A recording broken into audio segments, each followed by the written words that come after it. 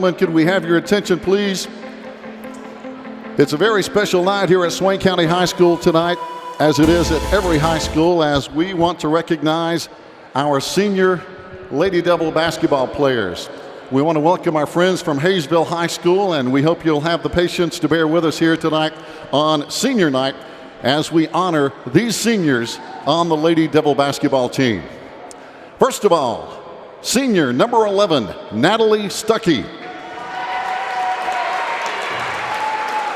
Natalie is escorted by grandfather Boyce Dietz, grandmother Sandra Dietz, brother Josh Stuckey, and brother Jack Stuckey. Some of Natalie's activities and honors at Swain High include membership in the FCA all 4 years, Envirothon as a junior, Project Endeavor all 4 years, and the Women's Mountain Biking Club as a freshman, sophomore, and junior. Some of her honors include receiving a rowing scholarship to the University of Louisville.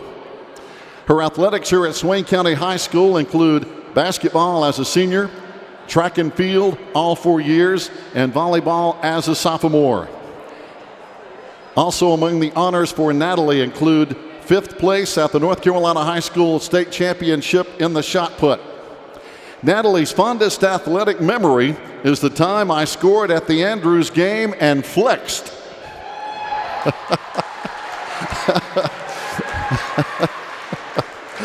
Natalie would like to take this opportunity to thank my coaches and teammates for pushing me to be a better athlete in person, and to my family and friends for all of their support.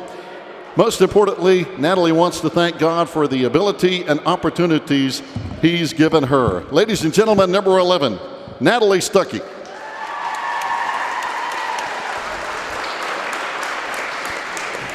And now, senior number 20, Rebecca Wolf.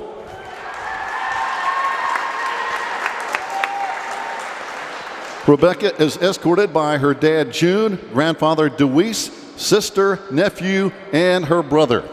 Rebecca lives in the Wolftown community. Her activities and honors include prom committee as a junior, Skills USA as a sophomore, junior, and senior. Her athletics at Swain High include basketball as a sophomore, junior, and senior, and she also played softball as a freshman. Her fondest athletic memory is going to Myrtle Beach and having all the other teams trying to fight us. She would like to take this opportunity to thank, first of all, God for the ability to play this sport. She would also like to thank her family and coaches for supporting me all these last 3 years. Last but not least, I'd like to thank my teammates for all of the laughs, the cries, and even the arguments that we've been through. I love you guys, and I'm going to miss this team so much. Ladies and gentlemen, number 20, Rebecca Wolf.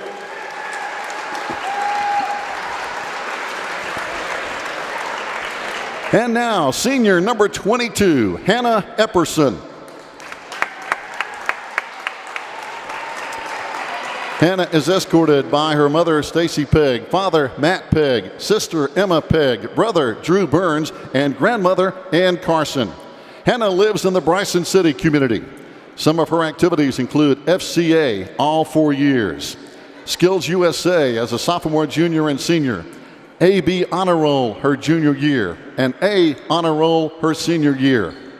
Hannah plans to attend Appalachian State in the fall and major in hospitality and tourism. Hannah's athletics at Swain High include basketball as a sophomore, junior, and senior, softball and volleyball all 4 years. Hannah's fondest memory was when playing basketball when Natalie made a shot and flexed on all of us against Andrews. Hannah would like to take this opportunity to thank my family for always coming to my games, my teammates for all the memories, my coaches for always pushing me, my community for supporting Swain High athletics. I would especially like to thank and remember my late grandfather, George Carson, for being my #1 fan. Last but not least, I would like to thank God for giving me the ability to play athletics. Ladies and gentlemen, senior Hannah Epperson.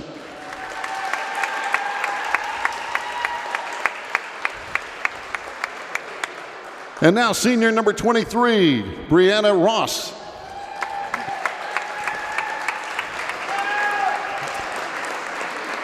Brianna lives in the Whittier community and is escorted by mom Colleen Ross, dad Shannon Ross, also sister Taylor Williams, her nephew, and her uncle Ethan Ledford. Some of her activities at Swain High include FCA as a sophomore, junior, and senior, Skills USA in the 11th grade as well. Her athletic activities at Swain High includes soccer, 4 years, track, 4 years, and basketball, all 4 years. Some of her honors include All Smoky Mountain Conference selection in soccer as a freshman, honorable mention in basketball as a sophomore, and also in soccer as a sophomore. Her fondest athletic memory, that time during summer basketball camp when Savannah Smith broke her Crocs and cried all the way home about it. Brianna would like to take this opportunity to thank my mom and dad for all the support, Mrs. Mack for getting through it all, and everyone who helped me along the way. Ladies and gentlemen, senior Brianna Ross.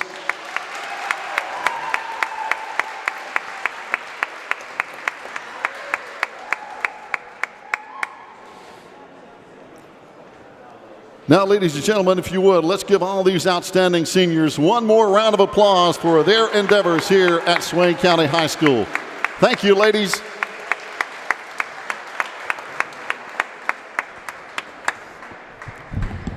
Here you go, big man.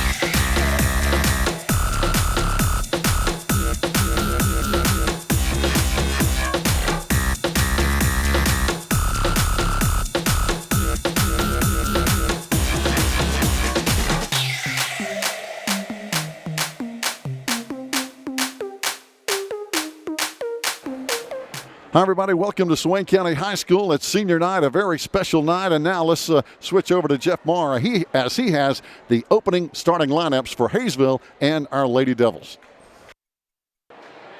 Welcome to Swain County High School, home of your Maroon Devils. This time I'd like to ask all here to please stand for football headwear and all necessary talking seats as we play the national anthem.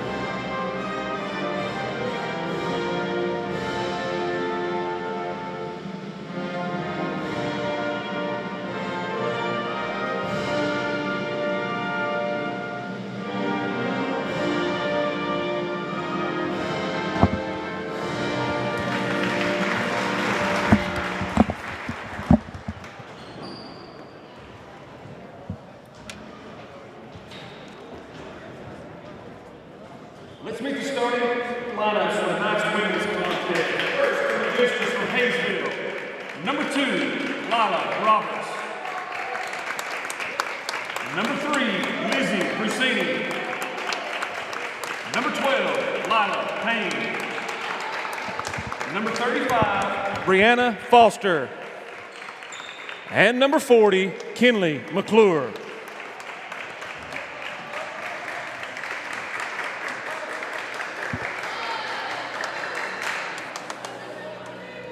And now, Swain fans, stand to your feet and make some noise for your Lady Devils.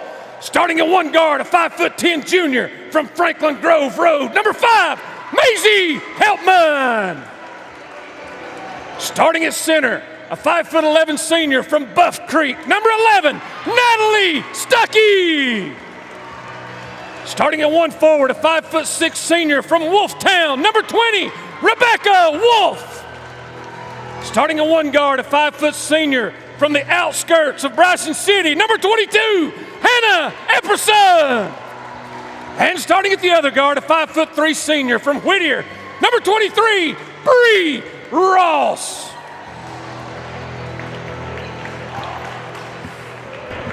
Thanks a lot, Jeff Marr, getting those opening introductions rocking and rolling here at Swain County High School. It's a special night. It's senior night, and I tell you what, you help make it special, getting everybody jacked up and ready to go. And I tell you what, if those girls aren't pumped up and ready to go after that, they need to go have their temperature checked or something. Well, if there's half pumped up as I am, ready to call this game, and we're good to go tonight.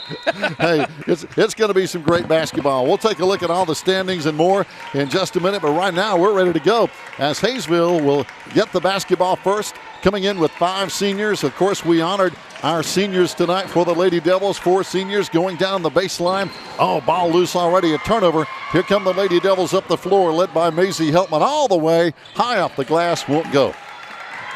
Hayesville with the rebound as Brianna Foster, one of their 5 seniors on this team. Hayesville girls and boys are blessed with seniors, Jeff. Yeah, they're very senior laden, and anytime you play a Hayesville team, you pretty well know what you're going to get. They're going to be very fundamentally sound. They're not going to beat themselves, so you're going to have to do a good job executing and beat them on your own. Hey, that's it. You're right. They're well coached. Their head coach, of course, is one of the veterans, Chad McClure, who's been in this business a long time. Yes, he has. He gets it honest. His dad was a long-time coach over there.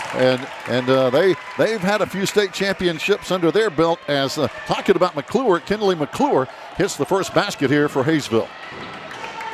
And the Yellow Jackets getting ready to rock and roll. I may have the wrong name and the wrong number here. No, they had a number change. Number change. Yeah. All right, so it's going to be Jocelyn Buckner who will be wearing number 4 tonight. Lady Devils with seniors starting tonight. Out at the top of the key is going to be Natalie Stuckey. Ball is going to be turned over down the right side. Here comes Hayesville, and Natalie is going to pick up the foul as she fouls Lizzie Brusini, again, a senior for Hayesville. And we want to welcome in the folks who might be watching and listening in from Clay County and greater Hayesville. And they're passionate about sports just like we are in Swain County. Absolutely. You know, you talk about any school in this Smoky Mountain Conference, it don't matter what you line up to do, the fans are excited about it. And we're going to have a lane violation here. Wow, you don't see that much. Oh, right off the bat.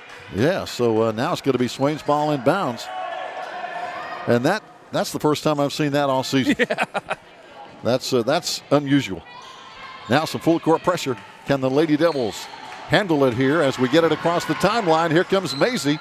Dumps it off on the right wing. Long three is going to be good. Rebecca Wolf. What a shot by Becca Wolf, one of the seniors. Again, these seniors coming out. And it's a 3-2 Hayesville lead here in the first minute and a half. Hayesville goes in and out. Now the ball tipped away. Maisie almost got it. And she picks up her first foul trying to get that ball. You know, I know you just told the girls' favorite, sports memory. I'd say that just moved to number 1 on Rebecca's list. Yes, sir. Yes, indeed. Big time opening shot. I guarantee you that's going to be number 1 on her list of fondest athletic memories at Swain High. Long three from the baseline corner, not going to work. And the rebound, good work inside again by Becca Wolf. And no, check that. Bree Ross. That's Bree Ross over there. Bree with a big rebound, brings it up the floor and gets it back out in front now with Maisie and Natalie Stuckey going inside now. Here comes Maisie. Knocks it down. Nice floating jumper. And again, Natalie Stuckey, and good to have her grandfather and grandmother, Boyce Dietz. Oh, yeah, Miss Sandra. And they are just fine folks, obviously. Of course, we're a little prejudiced in that regard. Yeah, we're a little biased, but, Miss Sandra's the real boss of that family. Hey, so you said it. She'll keep Coach Dietz straight over there. No doubt. Again, Hayesville going inside. Brianna Foster, the center, putting it up and in, and Hayesville is up 5-4. And again, that full court pressure, we better get it on down the line, and we do. Good pass up front. Now getting it back over, it's going to be Hannah Epperson. Epperson, yes, sir. How about that? That's another great memory for Hannah, one of our seniors starting tonight. From the outskirts of Bryson City. How'd you like that? The outskirts. Now, that could be anywhere from halfway to Ela to halfway to Jackson Line. That's it. She's from parts unknown. She's from the western outskirts, right? Yeah, that's right. That was too funny, no doubt. Going inside, it's going to be Brianna Foster again, their center. 7-6 Hayesville lead. Down the right side, I tell you, Maisie wastes no time getting it down across the timeline. Absolutely. That group of 4 out there knows Maisie's the ball handler of the bunch, trying to get it to her as quick as they can. Well, that shot wouldn't drop. Almost had a good bounce, but Hayesville with the rebound down the floor. Wide open shot. There's a big three, and that's going to be Lila Payne, a junior for the Hayesville Yellow Jackets. Their coaches again are Chad McClure, Megan McQuaid, Amanda Thompson, and Amy Trout down there on the sideline. Outside long three. This one not going to work over there from the far baseline by Becca Wolf. Fight for the ball. Battle for the loose basketball, and I think Hayesville might have. Nope, going to be out of bounds on Swain, and we go to the mask timeout at the 4-minute mark with Hayesville up 10-6. Stay with us as we'll be back. I believe they're going to keep it here. Oh, they're going to keep it live. We're not under 4, I guess, technically. Yeah. Got to be under 4 for the dead ball mask timeout, which is a very good rule. And, I didn't realize this, Jeff. I just found out today. I hear the football players are going to have to wear masks. They're going to have to wear a mask. Yes, they are. Sure My are. Goodness. Along with a mouthpiece and a helmet. Mouthpiece, yeah. It's going to be crazy, to say the least. Okay. If you've ever played that game before, with a mouthpiece in your mouth, you can't hardly breathe as it is, much less to have a mask trapped around you, too. No kidding. That's tough. And they're out there pushing and knocking heads and sweating on each other. But hey, I guess we're just glad to play. Glad to play. That's right. That's what the coaches and players tell me, and I totally understand. Glad to play. Just happy to play. Hayesville missing. Maroon Devils back with the basketball. Got some new folks in. Amaya Hicks in there. Also in is going to be Kaylin Johnson. Going inside. Oh, got a foul from behind. Looks like. And it's going to be on the Yellow Jacket sets on Kinley McClure. Kinley McClure. Number 40. And that might be, that's going to be our third foul already. 1 on Hayesville, 2 on the Lady Devils. And now we go to the mask timeout. 3.5 to play, 10-6 Hayesville. We'll be back on the Maroon Devils Network.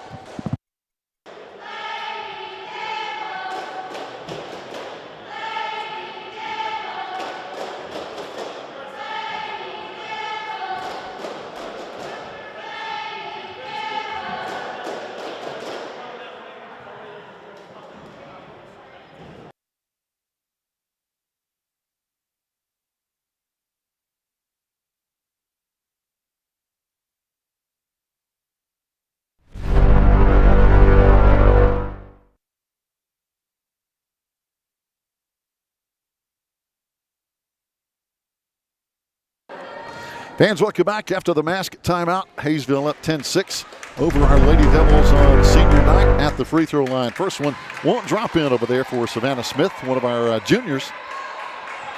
Yeah, we have our typical starting lineup in the game now with her, Amaya, Kaylin, and Maddie Spates in there with Maisie. And the second free throw is going to be good. We're going to have to be very conscious of the camera work down on the floor down there tonight. We have a masked man we're not familiar with working the camera on the end. So we'll see if he can be up to par here. Yeah, we'll grade him.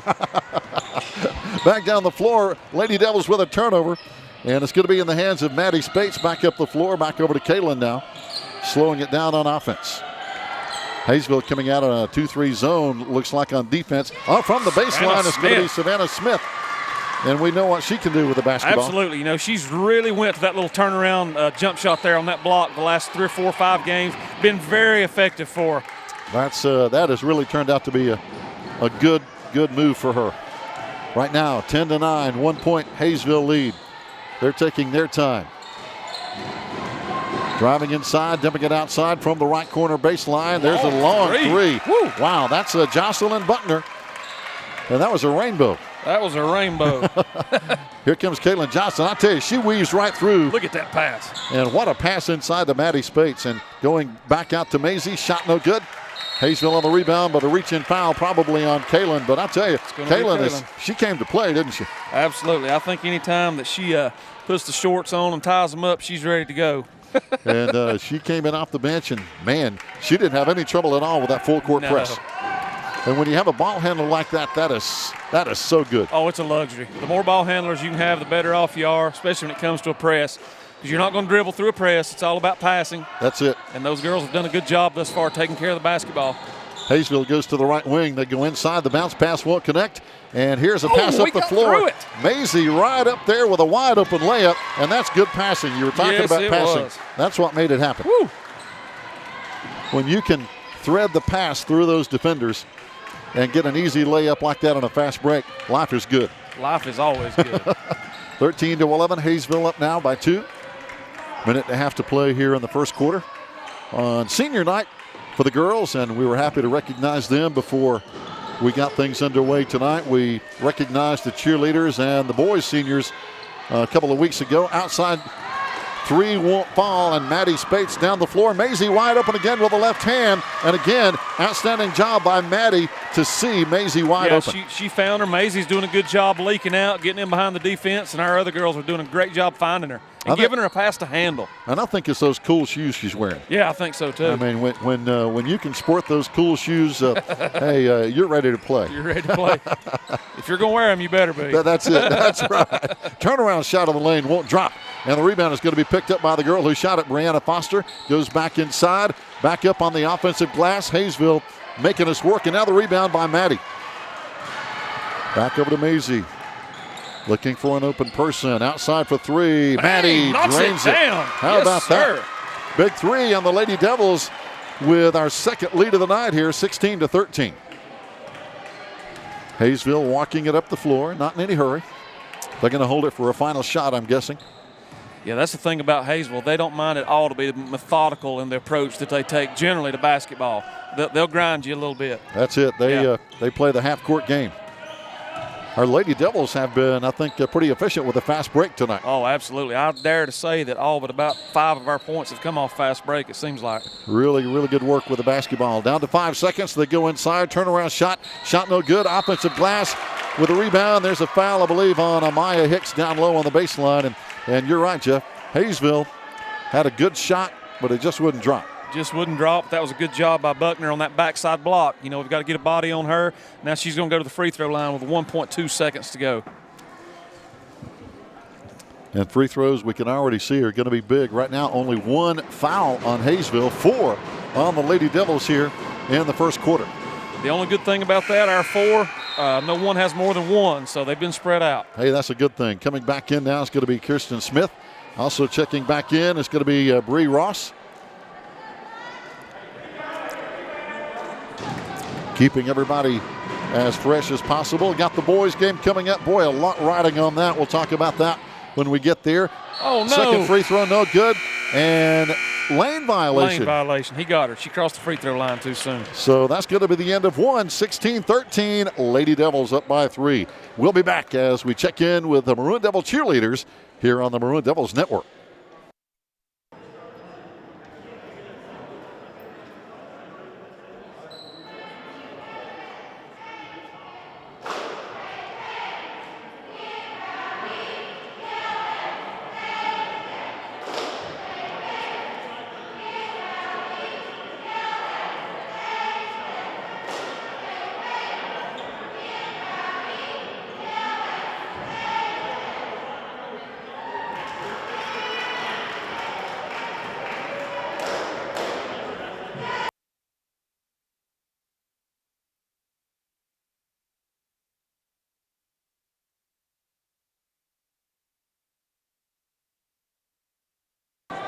Fans, welcome back. Coming into this game tonight, there's a huge game going on tonight at Murphy. Robbinsville is playing at Murphy. Both teams are 10-1, and it was Robbinsville, Jeff, as you know, that broke Murphy's 36-game winning streak.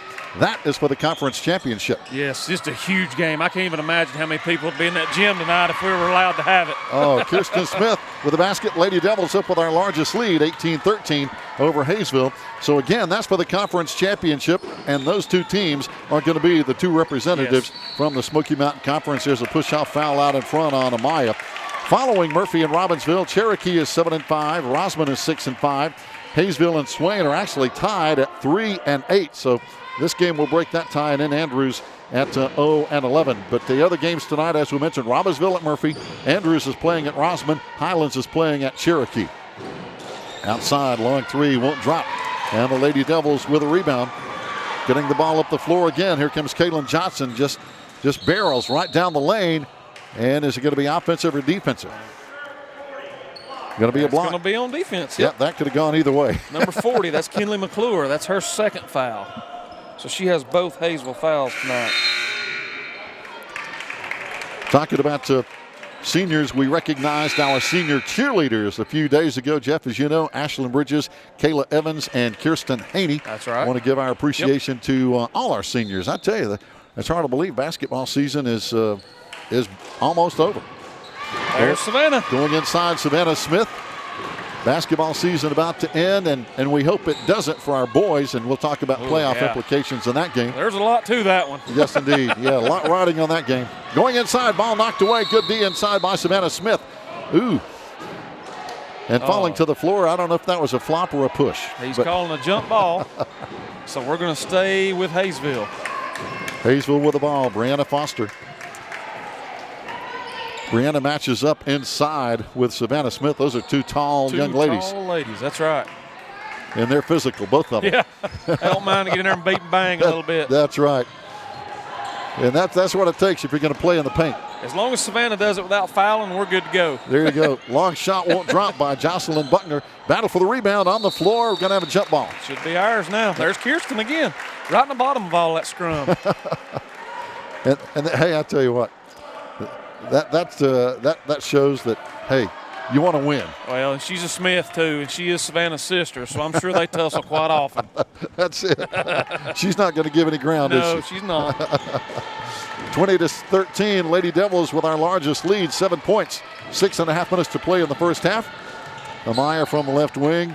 Ooh, Thought I heard a whistle, but it was just a squeaky shoe. There's Kalen putting it up. No good. Good rebound by Amaya. Yes, it was. Back in the paint, putting it up. This one won't drop either by Bree Ross. We're not getting that good bounce tonight. Got a foul inside. Looks like on Savannah. That's Savannah. And is that team foul number 6? That's number 6. And Hayesville only with a couple, so our Lady Devils are going to be putting Hayesville in the 1-1 on the next foul here. Hayesville looking to the sideline for the play call. Lila Roberts, the point guard, out in front for the Yellow Jackets with their black uniforms and gold trim. They're black and gold. Our Lady Devils in the white with maroon trim.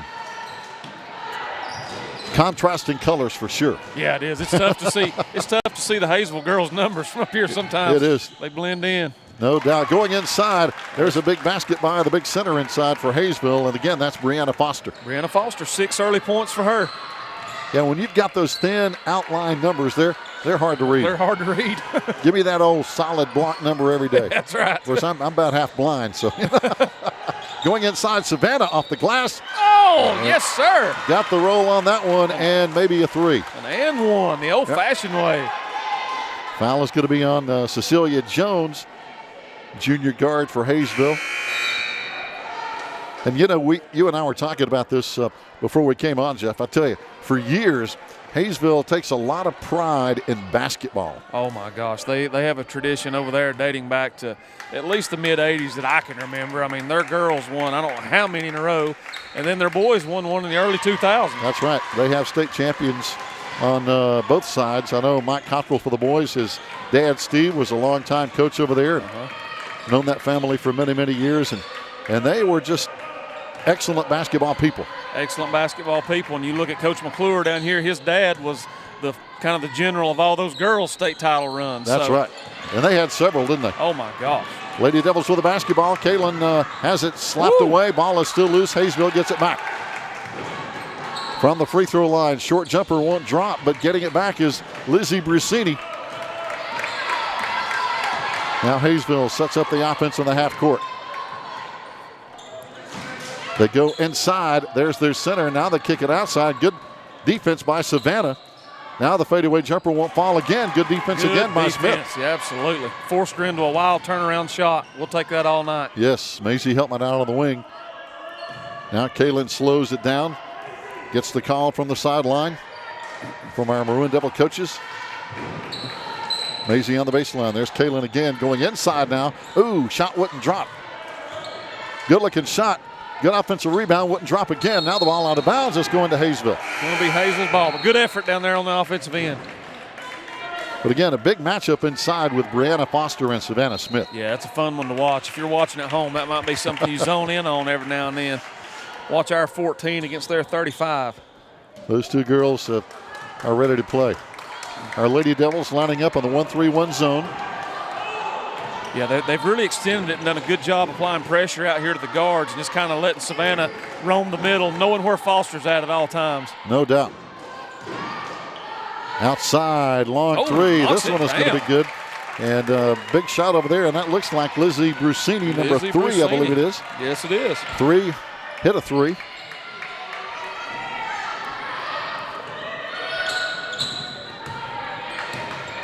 Lady Devils with a 5-point lead, 3.5 to play here in the second quarter. The last night of the regular season in this entire Smoky Mountain Conference, by the way. Going inside, Savannah Smith, shot won't drop. And the rebound inside, picked away by Madison Ellison. Everybody playing tonight. Everybody's playing. It's hard to believe, like you said earlier, that this is the end. These seasons are fast. I mean, everything is condensed, but, it's like we said earlier. I mean, it's better than the alternatives. So. That's it. Hey, at least we're playing. 3:18 to play. Looks like we got a mask timeout here, Jeff, in the second quarter. Stay with us on the Maroon Devils Network.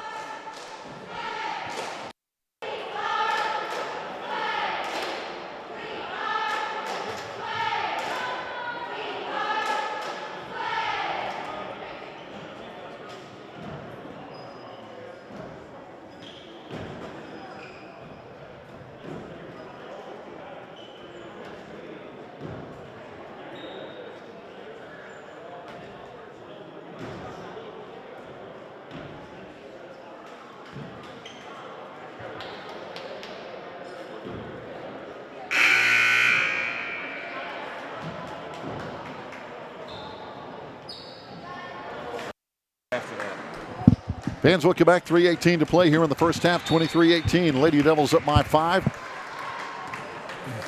And I think right now the difference is the Lady Devils on defense. It is. We're doing a great job down here applying pressure, making every shot that Hayesville takes at least contested. It really is. And then right now it looks like offensively we've got to get back into our fast break game. That was getting us a lot of good, easy, early points. No doubt.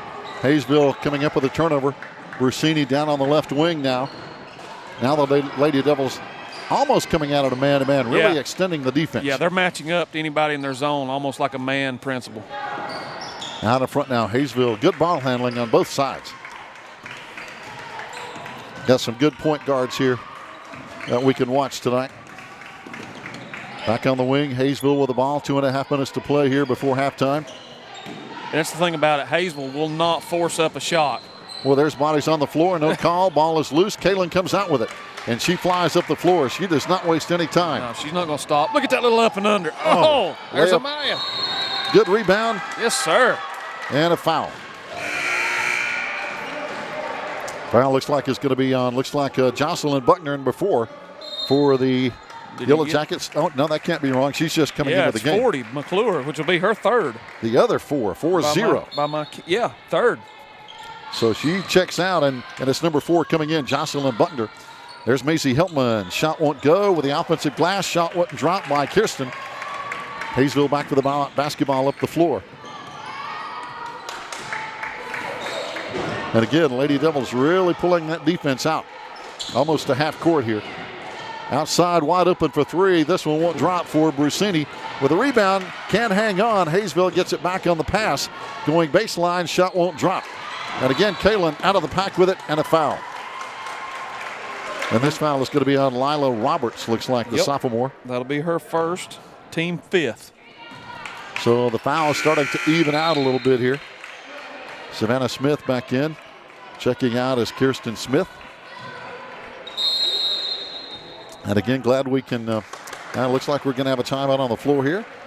And with 1:49 to play, let's check in and watch and listen to the Lady Devil cheerleaders.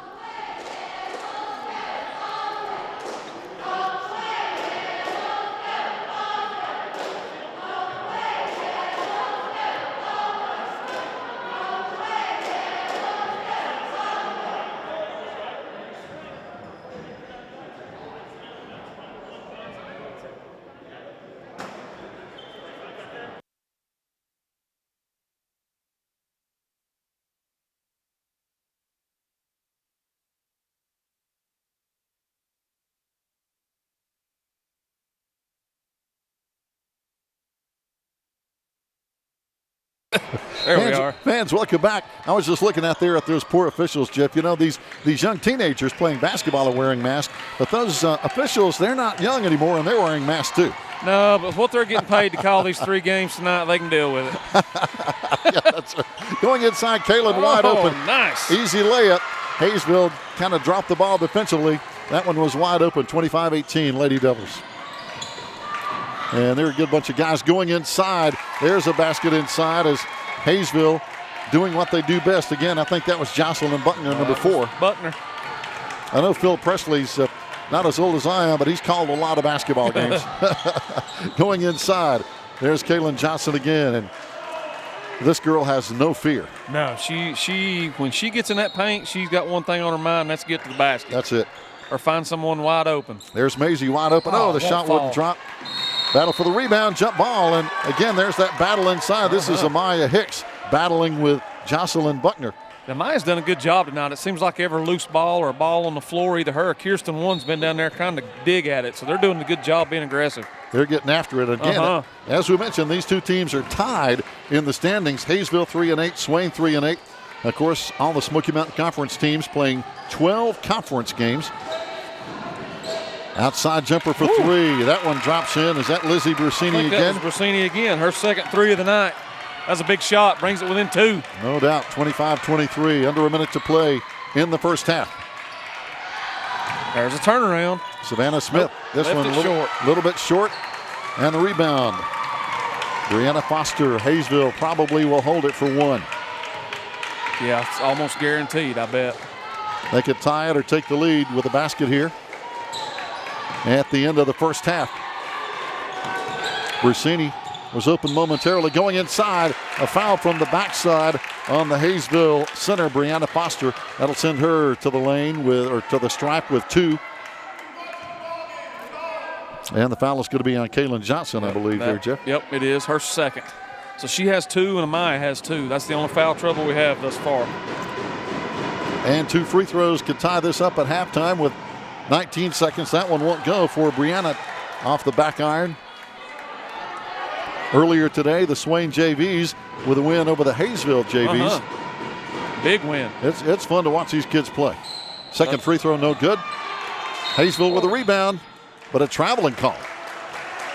So tough turnover for Hayesville. Swain has the ball back, and they can hold it for the final shot. Yeah, I think that's what you'll see Coach Turner try to do right here. Let's go into the half with a for sure lead. Not do anything crazy right here. One last shot to either expand our lead or keep it at 2.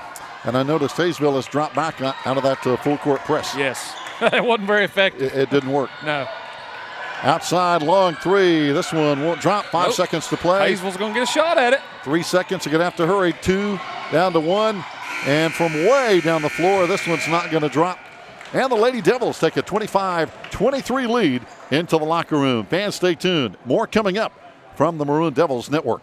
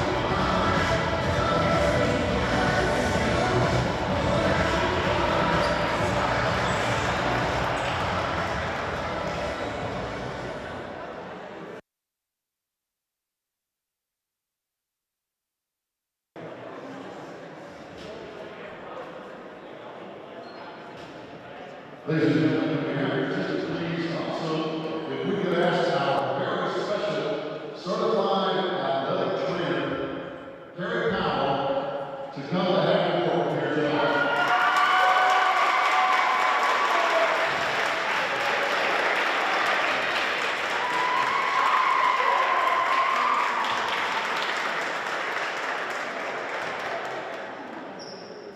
Terry's followed with that. As everybody in Swain knows that has anything to do with Swain High athletics, you understand how many hours in every day that Terry Powell takes care of our athletic teams. And it's every team, not just football, not just basketball, it's every team. And this involves hours every day. And I can honestly tell you, this lady is overworked and underpaid for what she does. And we can't say how much we appreciate and love what Terry Powell means to Swain High athletics. And the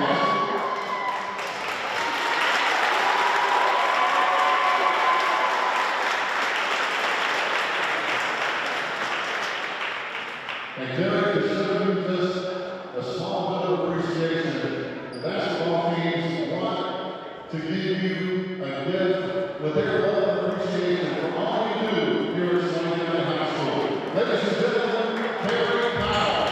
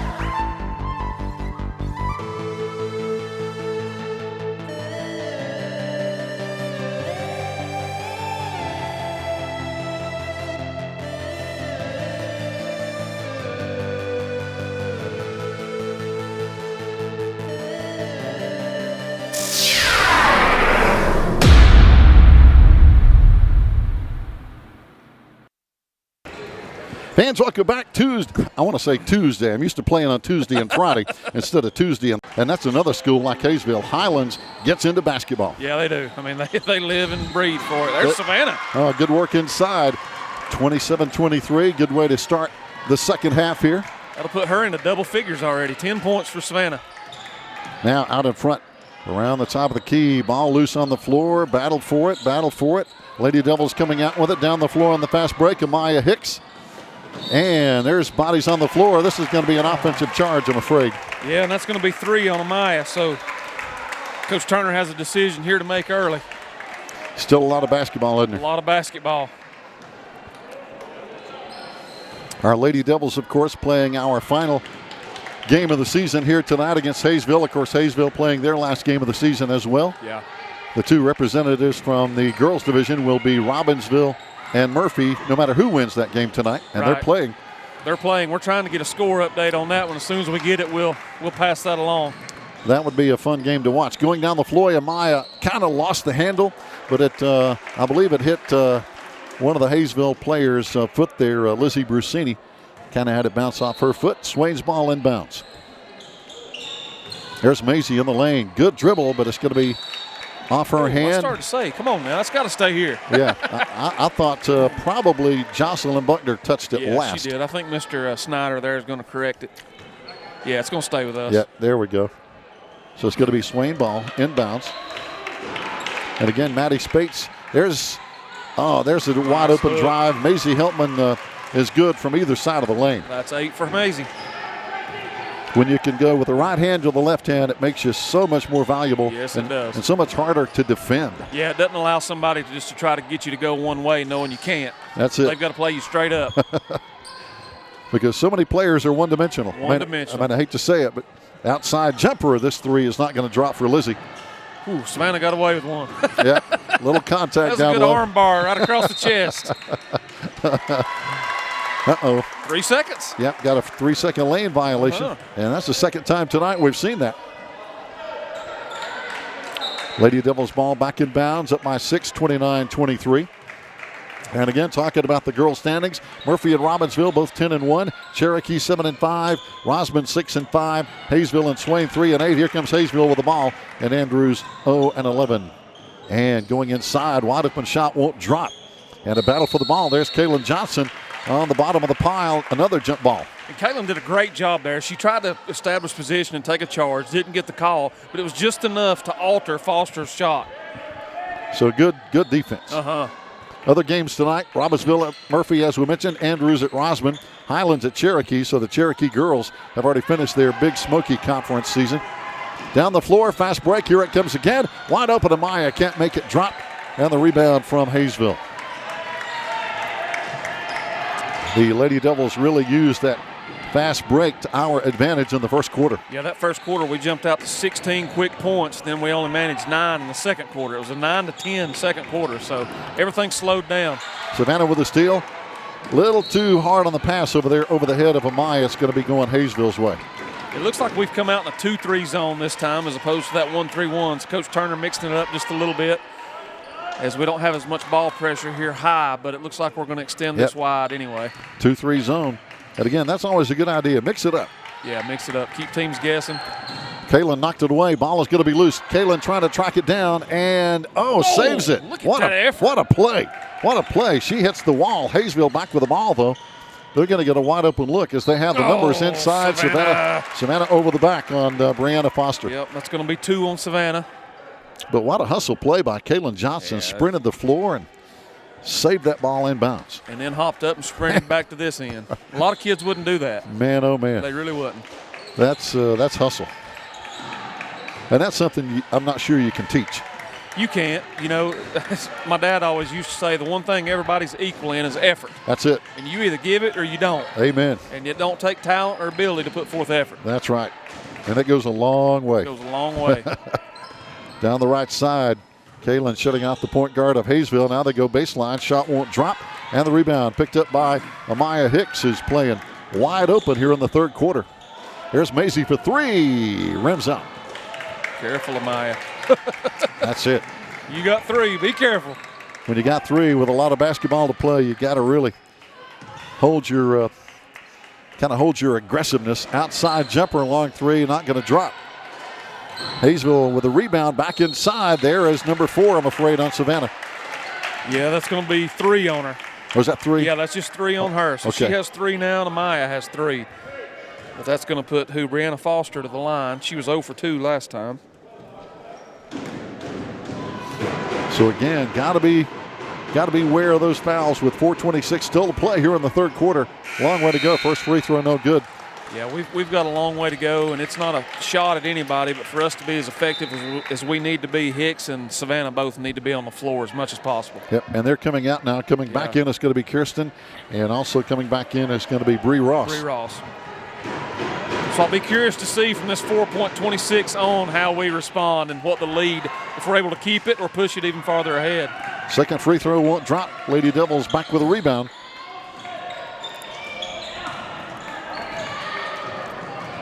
Out in front now, Kaylin Johnson, as the Lady Devils really moving around offensively. We've got a good motion offense going, trying to create open gaps there in the lane. Maisie almost found one. There's Kaylin top of the key. And we're just passing and cutting through. Pass and cut through. Somebody's going to get open eventually. Somebody's going to get open eventually. Oh, inside, shot wouldn't go, and now Hayesville back with the basketball after a good defensive stand. Yellow Jackets go all the way. Blocking foul on Kaylin. And that's going to be Kaylin's third. So we're starting to get in some pretty serious foul trouble right here. Yeah, that has become an issue. 4 team fouls on the Devils, 0 on Hayesville. 0 on Hayesville so far. So that's going to put Brusini at the line. So now they're looking to press row, and it's going to be a mask timeout. 29-23, and time in for the Lady Devil cheerleading squad.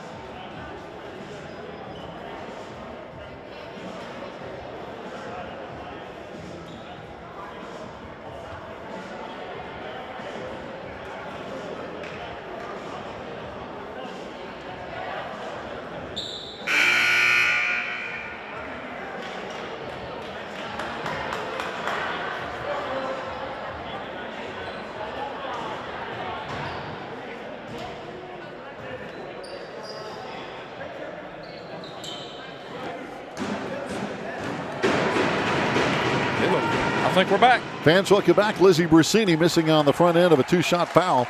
The senior for the Hayesville Yellow Jackets. Jeff talking about Basketball Tuesday. Lady Devils won a tight one, 46-43 over Highlands. Murphy beat Cherokee 57-47, 10-point win. Robbinsville over Andrews easily. And Rosman barely got by Hayesville by 4, 60-56 on Tuesday.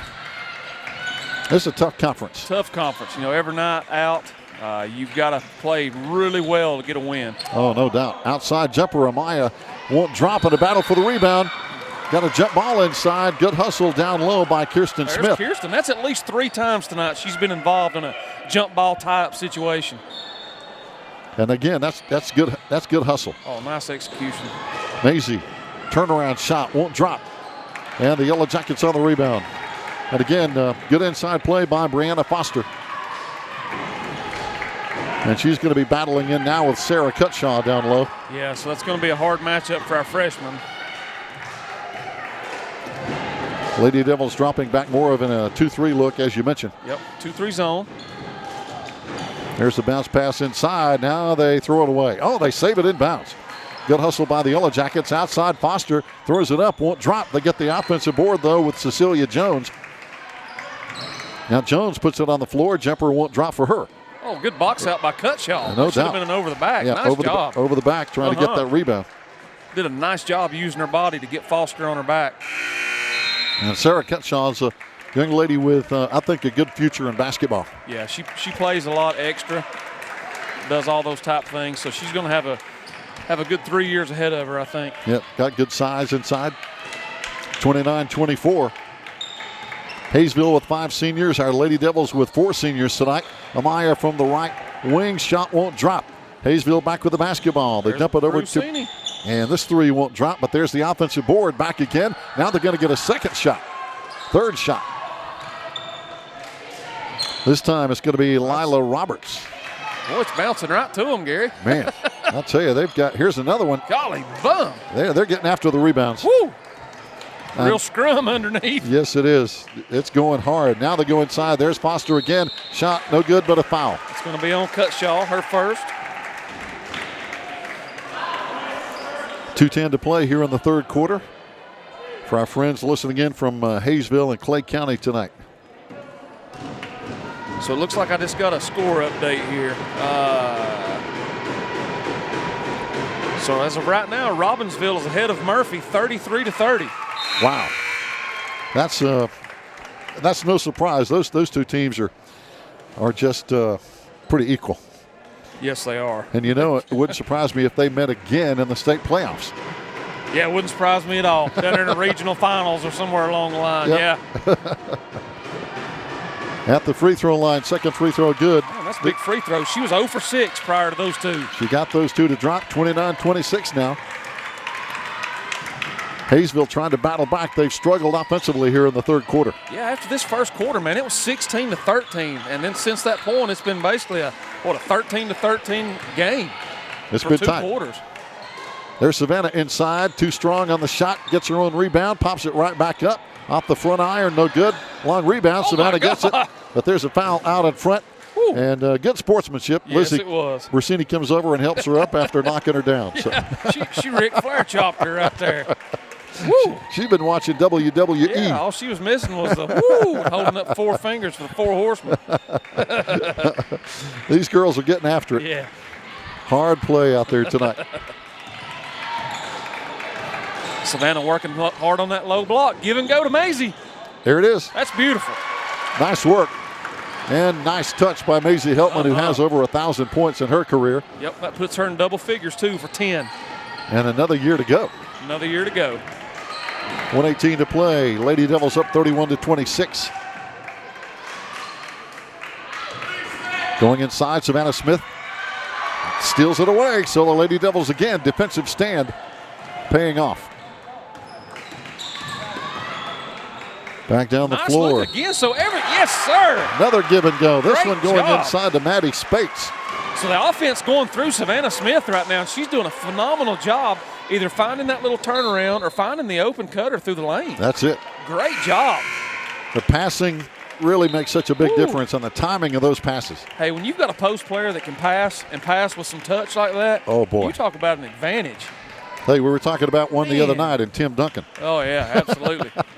At the free throw big line. fundamental. Yes, Maddie Spates with a free throw. He's one of those that can do that. That's 2 great possessions for us. That's worth remembering right there. No doubt. 5 good points. Under a minute to go. Hayesville pops it up and they hit it. Lila Roberts, sophomore, with a nice shot, 34-28 now. 40 seconds and counting.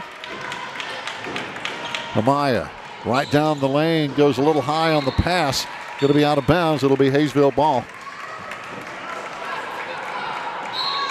But yeah, no surprise, that's a tight game between Robbinsville and Murphy. Robbinsville, as we mentioned earlier, had snapped Murphy's 36-game winning streak since they won the state last year. 36 games. That's unbelievable. That doesn't happen much. No, and people just don't have any idea how hard that is. Even if you've got like this great team, which obviously Murphy had, but it's hard to sustain something like that. It is. My goodness. Even great teams have an off night. Oh, gosh.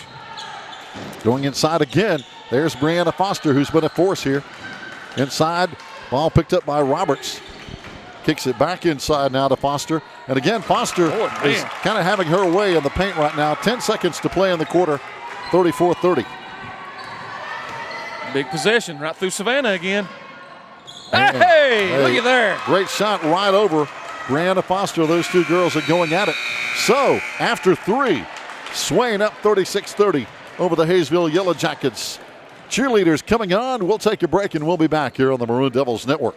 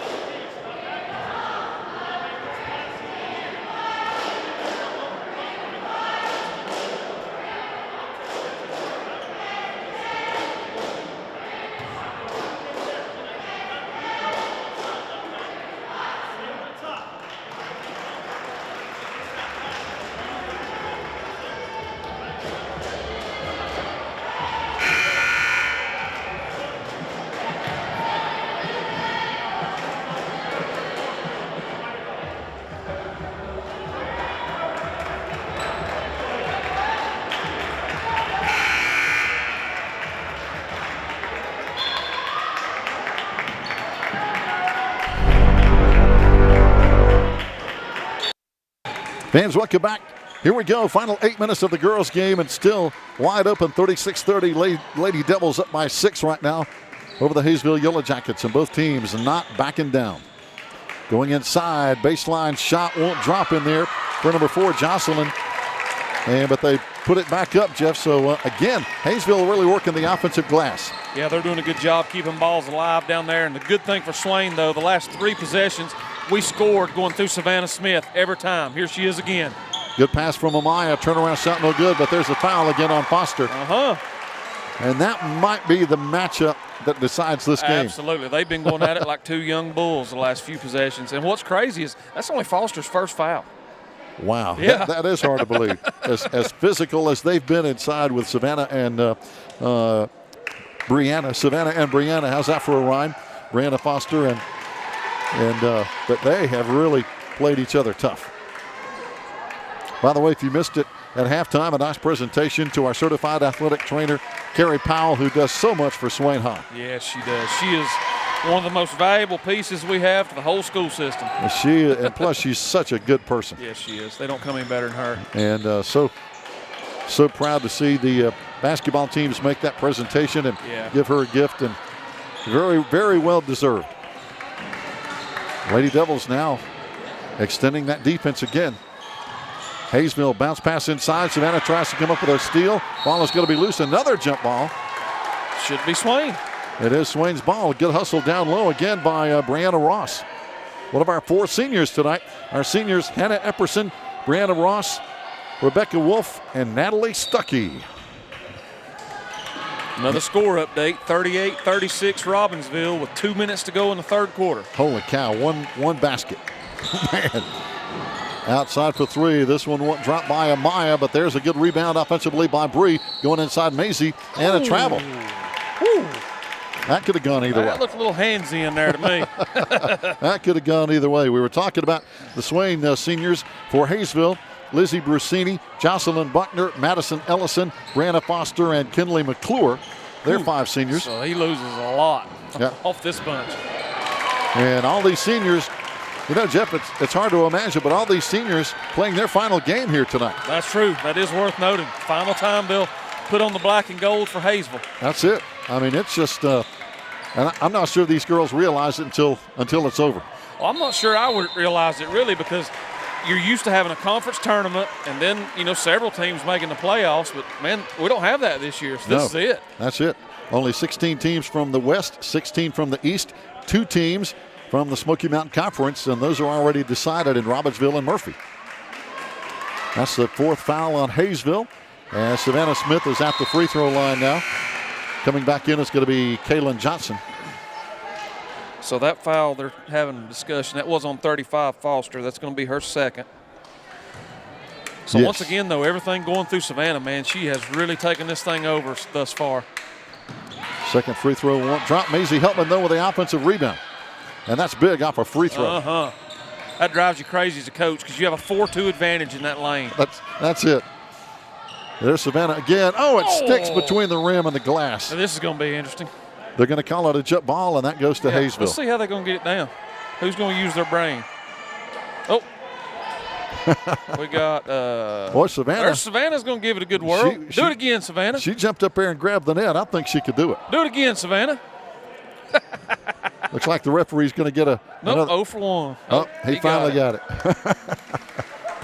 I tell you, that's pretty good. Savannah jumped up there and grabbed that net. I'm like you. I think one more jump, she'd have got it down. I do too. She's very athletic. Or ripped the whole goal down. That's right.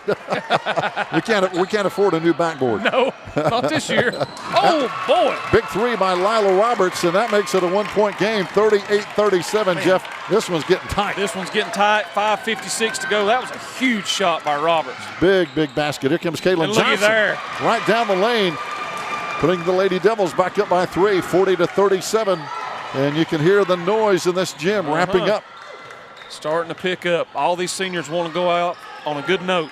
Boy, you said it. Want that win, their last game.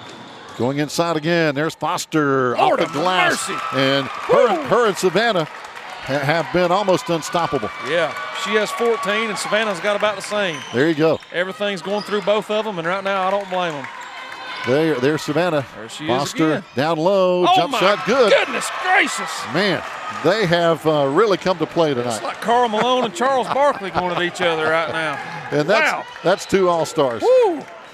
Two good players down inside, and their teammates are getting them the ball. Yes, they are. Lady Devils again, 2-3 zone. Oh, no, Savannah. Yep, foul from the backside as they try to work it into Foster. Is that her fourth? That's going to be 4 on Savannah. So interesting to see what Coach Turner decides to do here. I think he's going to take her out just for a brief minute or two. Yep. Oh, only 5 minutes left to play. Can't keep her out too long. No, not at this point. I mean, she has literally scored or assisted on, I dare say, the last 10 or 12 points. Unbelievable. Yep. 42-39. Kaylin Johnson tips it away. 5 minutes left to play. Anybody's game. Hayesville with the ball back in bounds.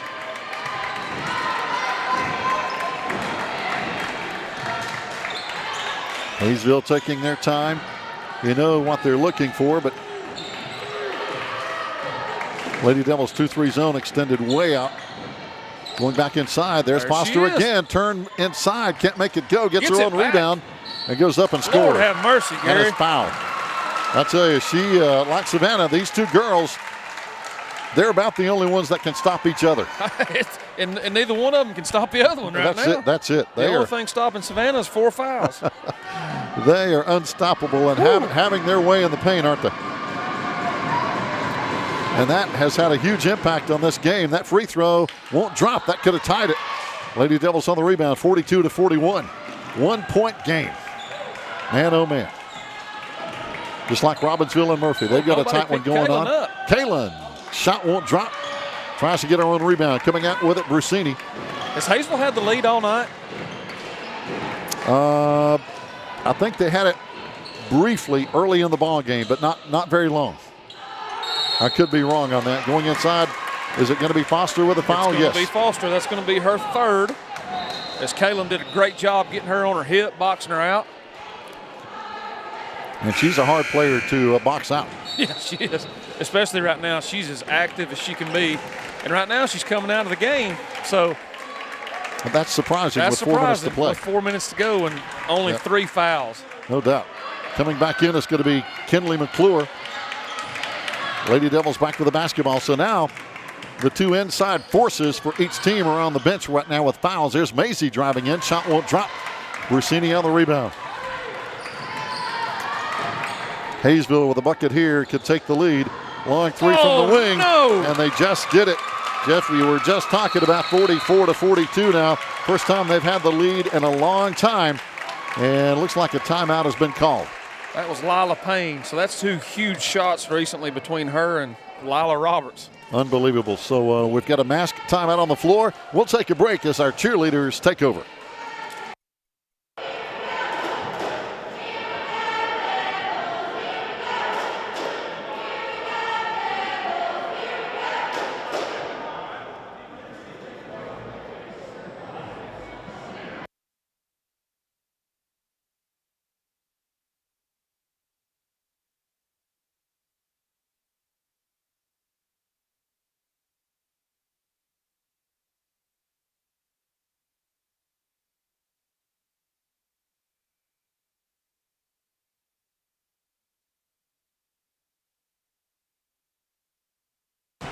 Fans, welcome back. Thursday night basketball. That's right. I know it feels like Friday night, and normally we play on Friday night, but the entire Smoky Mountain Conference is playing tonight. As we mentioned, of course, here with Hayesville and Swain, Robbinsville's at Murphy, Andrews is at Rosman, Highlands is at Cherokee. This is the final night of the regular season. The playoff seedings are going to be announced on Saturday. There's a reaching foul on Brusini as she knocks Amaya Hicks to the floor and helps her up. Yeah, that'll be her second, and it looks like Robbinsville is starting to pull away from Murphy a little bit. They're up 49-41 now. Wow, that's a big lead in that game.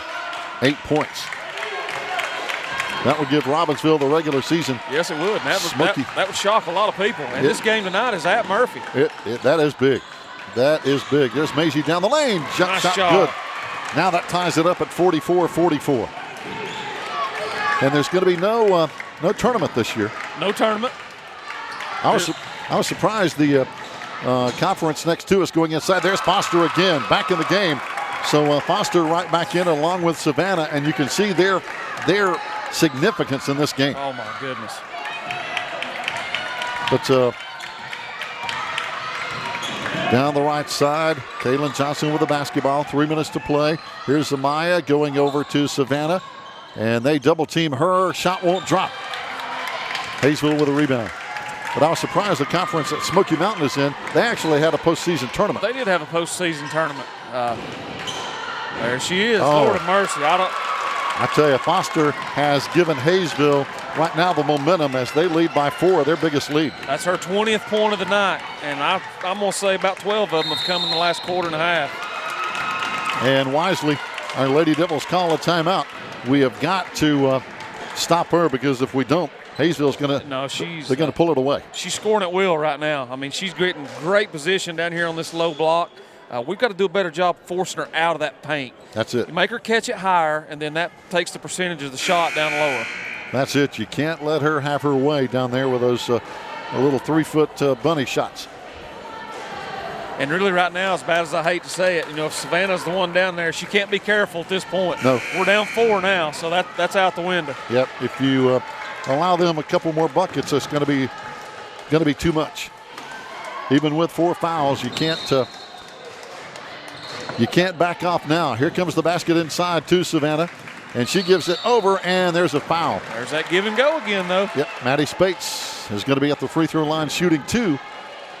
And now, Jeff, both teams are in the 1-and-1. So right now, free throws are so big with a 4-point game. They're going to be huge. Man. Maddie's 1 for 1 on the night. Atta girl. First one good. First one good for Maddie Spates, only a sophomore. A lot of girls coming back. Second one good, 2 for 2. That's a great job stepping to the free throw line, knocking them down. You said it. Woo. 2-point game. That's one possession now. That makes it a little easier. Now we've got Savannah on this wing, so she's not going to be down low against Foster. So Maisie can afford to be a little more aggressive down there with her. Driving in the baseline there. Foster ball is going to be loose. Kaylin Johnson, jump ball. It's going to be Swain. That's a huge defensive stop. Well, and the adjustment he made there is he put Maisie in the middle, so she's more active and she's quicker with her feet. And she did a good job trying to front Foster down there on the block and was able to get a hand on it. And now you're going to see a timeout for Chad McClure of Hayesville. He recognized that and is going to try to counter. Yes. So now it becomes a chess match. This is the fun part of coaching, man. You get into these games, 2 minutes to go. This is what I miss about it. It's just the chess match. It is. It's awesome. What can I come up with to counteract what their other team is doing? And that really is. That's what you get paid the $500 a year to coach to do. That's right. I started to say those big bucks. Those big bucks, man. And all those hours of time.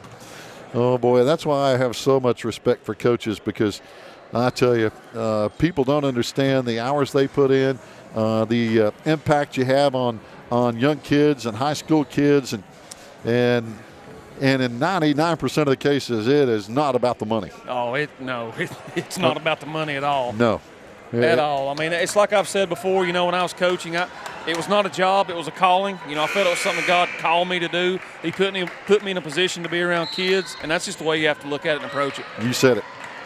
And it is. Coaches, as we talked about before, have so much impact. So Hayesville in the press now coming out of the timeout. Oh, Lady Devils almost lost it. Maisie hangs on, though, on the pass from Kaylin. We got fortunate there. That was close. That was a travel. Yes. Going into Savannah and over the back. There again is a foul on Brianna Foster. So that'll be 4 now on Foster. So things have just gotten really interesting. Oh boy, a minute 44 to play, a 1-possession game, and both post players with 4 fouls. So Savannah will step back to the line where so far every time tonight she's hit one, missed one. So we need them both, Savannah. Nice soft touch. Short. Ooh, off the front of the rim, 1-and-1. Oh, she got away with a 5th foul. Yes, indeed. Ooh. Foster kicks it down to Bersini. Lord. This 3 no good, and there's Savannah with the rebound. Lady Devils fast break up the other end. Going between the defenders was Maddie Spates, and she's fouled. I'm going to tell you what, Gary. I know Christmas was a couple of months ago, but we just got a gift on that quick 3-pointer out there. We did. A gift. We got a gift on this end, gosh. Another gift on that end. Yes, sir. Coach McClure cannot be happy with that quick shot on that 3. No. Up 2. Nope. Whew. Not when we had the numbers down there. And again, I think Savannah got away with a foul on the other end before that. She did. So here's Maddie to the line. She's 3 of her last 3. 8 points on the night. Got a girl. 1 point game, a minute 33 to play. So, and I know we've said this already, but free throws are huge. Yeah, they're huge. That ties she does it. 5 straight. 48-48. Minute and a half to play. Hayesville with the ball. You know what they're going to do. Now can we counter? Yeah, they're gonna be methodical until they can absolutely get a good look at 35. There she is, the high post. She double dribbled. Oh, double dribble. And there's a jump ball, but again, a double dribble. Dribble, picked it up, and dribbled again. Yes, she did. Got away with it. And it looks like it's going to be Swain ball. Yeah, it was a jump ball. I don't think so. They're going to switch it because we got the last one. Yeah, we got the last one. Yeah. They finally figured it out, and that's good. They corrected themselves. Hayesville with the ball in bounds, 1:18 to play, tied at 48. Down the right. Be a kick out. And they got a wide open look. It won't drop. Oh, big battle. Savannah with a rebound. And that's why Savannah's there. Yes, that's why she's there. She battled between 2 Yellow Jacket defenders to pull that rebound. That was a big rebound. Now the Lady Devils go inside to Savannah. Back over to Maisie. Ball had it knocked away. Picks it back up. Under a minute to play now. Maisie down the right side. Goes inside to Savannah. Outside, Hayesville knocked it away. They have a chance to pick it up. Oh, she can't get there. Can't quite get there. Good hustle down there by Jocelyn Buckner, but stepped on the sideline. And the Hayesville fans, the ones that are here, hey, they're into it as well. Absolutely. What a great game. Coming down to the wire. Here we go. Maisie with the ball in bounds. Oh, we've got numbers. Maisie's floater won't drop. Savannah trying to get the rebound. Maisie gets it back up and in. And a foul. Wow. What a turn of events there with good hustle on the offensive glass. And Maisie will have a chance at a 3-point play that would give the Lady Devils the 3-point lead. But that was Savannah Smith getting her the ball back. Yes, it was. Savannah Johnny on the spot. Knocks it down. 3-point lead, 51-48, 37 seconds to play. Now will Hayesville automatically go for 3. They're going to jack it up, and they tied it. God. They tied it. Over there on the right wing is number 12, Lila Payne, and she just drained a 3 to tie it at 51. Ooh, she got ice in her veins. Man, didn't hesitate. That's 2 she's hit here late in the fourth quarter. My stars alive. And Jeff, she was 4 feet outside the arc. Hey, and didn't hesitate. Nope. Jacked that thing right up because I was thinking, hey, are they going to try for 3 or just try to get a good shot? Yeah, you no more than said it, and she knocked the bottom out of it. Holy cow. And, wow, 30 seconds to play, which is a long time. Long time, especially with both teams over the foul limit. This 30 seconds may take 5 minutes. Who knows? That's it. Man, what a great play fourth quarter. Man, and right now you've got to think Hayesville can't foul. No, they cannot foul. Because the Lady Devils will have the ball. Hayesville cannot afford to foul and give the Lady Devils a chance to win it at the free throw line. Yeah. And the Lady Devils have got to avoid the turnover. Avoid the turnover. And Hayesville's going to back off that press, which that's smart on their part. Absolutely. Looks like they're going to go to a man-to-man defense. That's going to leave Savannah one-on-one on that block again. Yep. Her and Brianna Foster. So we need to all get away and find her. Boy, they're chasing the ball. A foul. There's a foul. Trying to come up with a loose basketball. Tight defense got too tight. Foul is going to be on Lila Payne. That's only her first.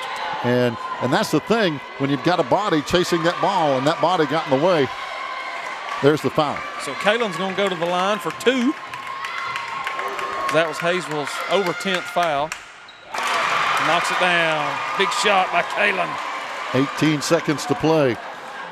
Man, oh man, I hate to beat a dead horse, but free throws are getting bigger. Yes, sir. They're getting bigger by the attempt. She knocks them both down.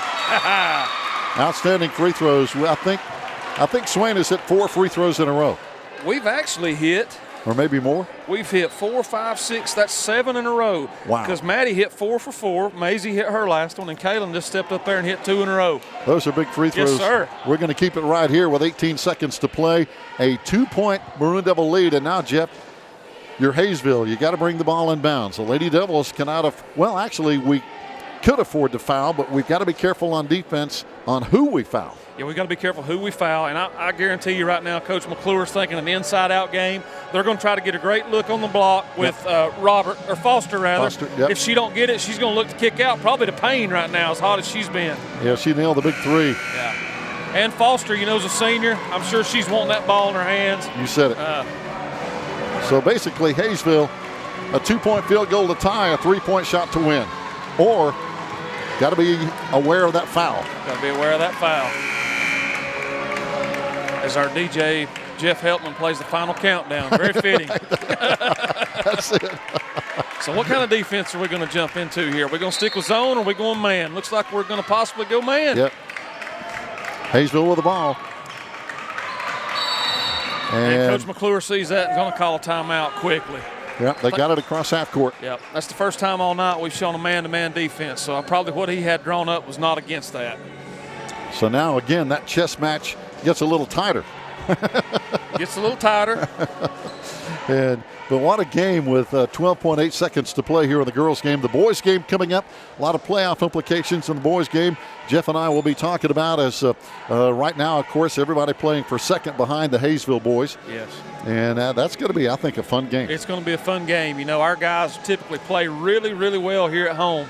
So I'm interested to see how we come out tonight and see if we can't play spoiler and go ahead and get in these playoffs. That's it. Hayesville 11-0 in boys play. And yeah, that would be a big win. And it looks like our latest update has Robbinsville's girls up 55-43.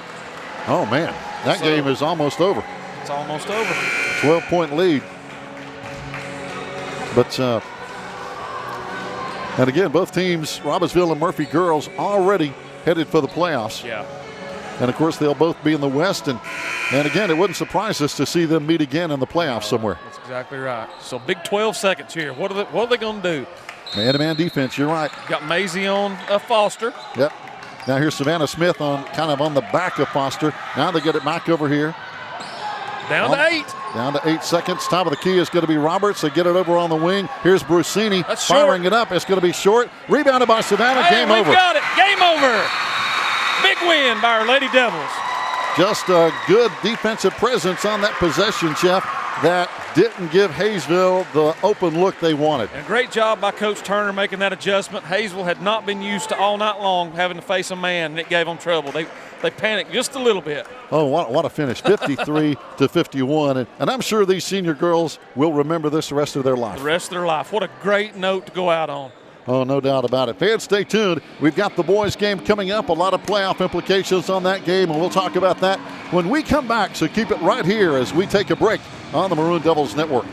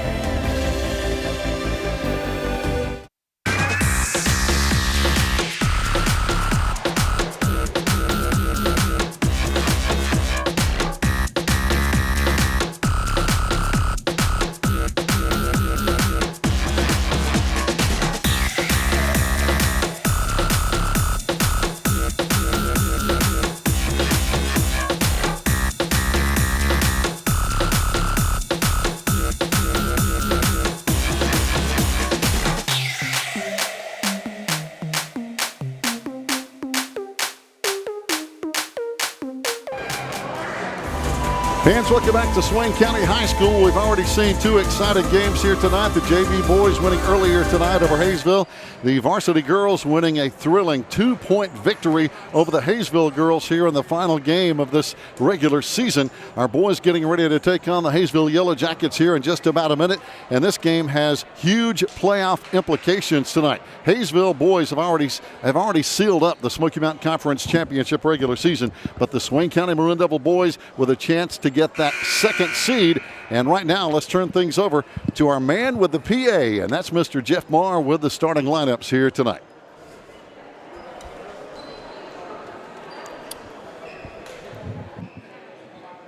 Welcome to Swain County High School. Let's meet tonight's starting lineups. First, from the visitors of Hayesville.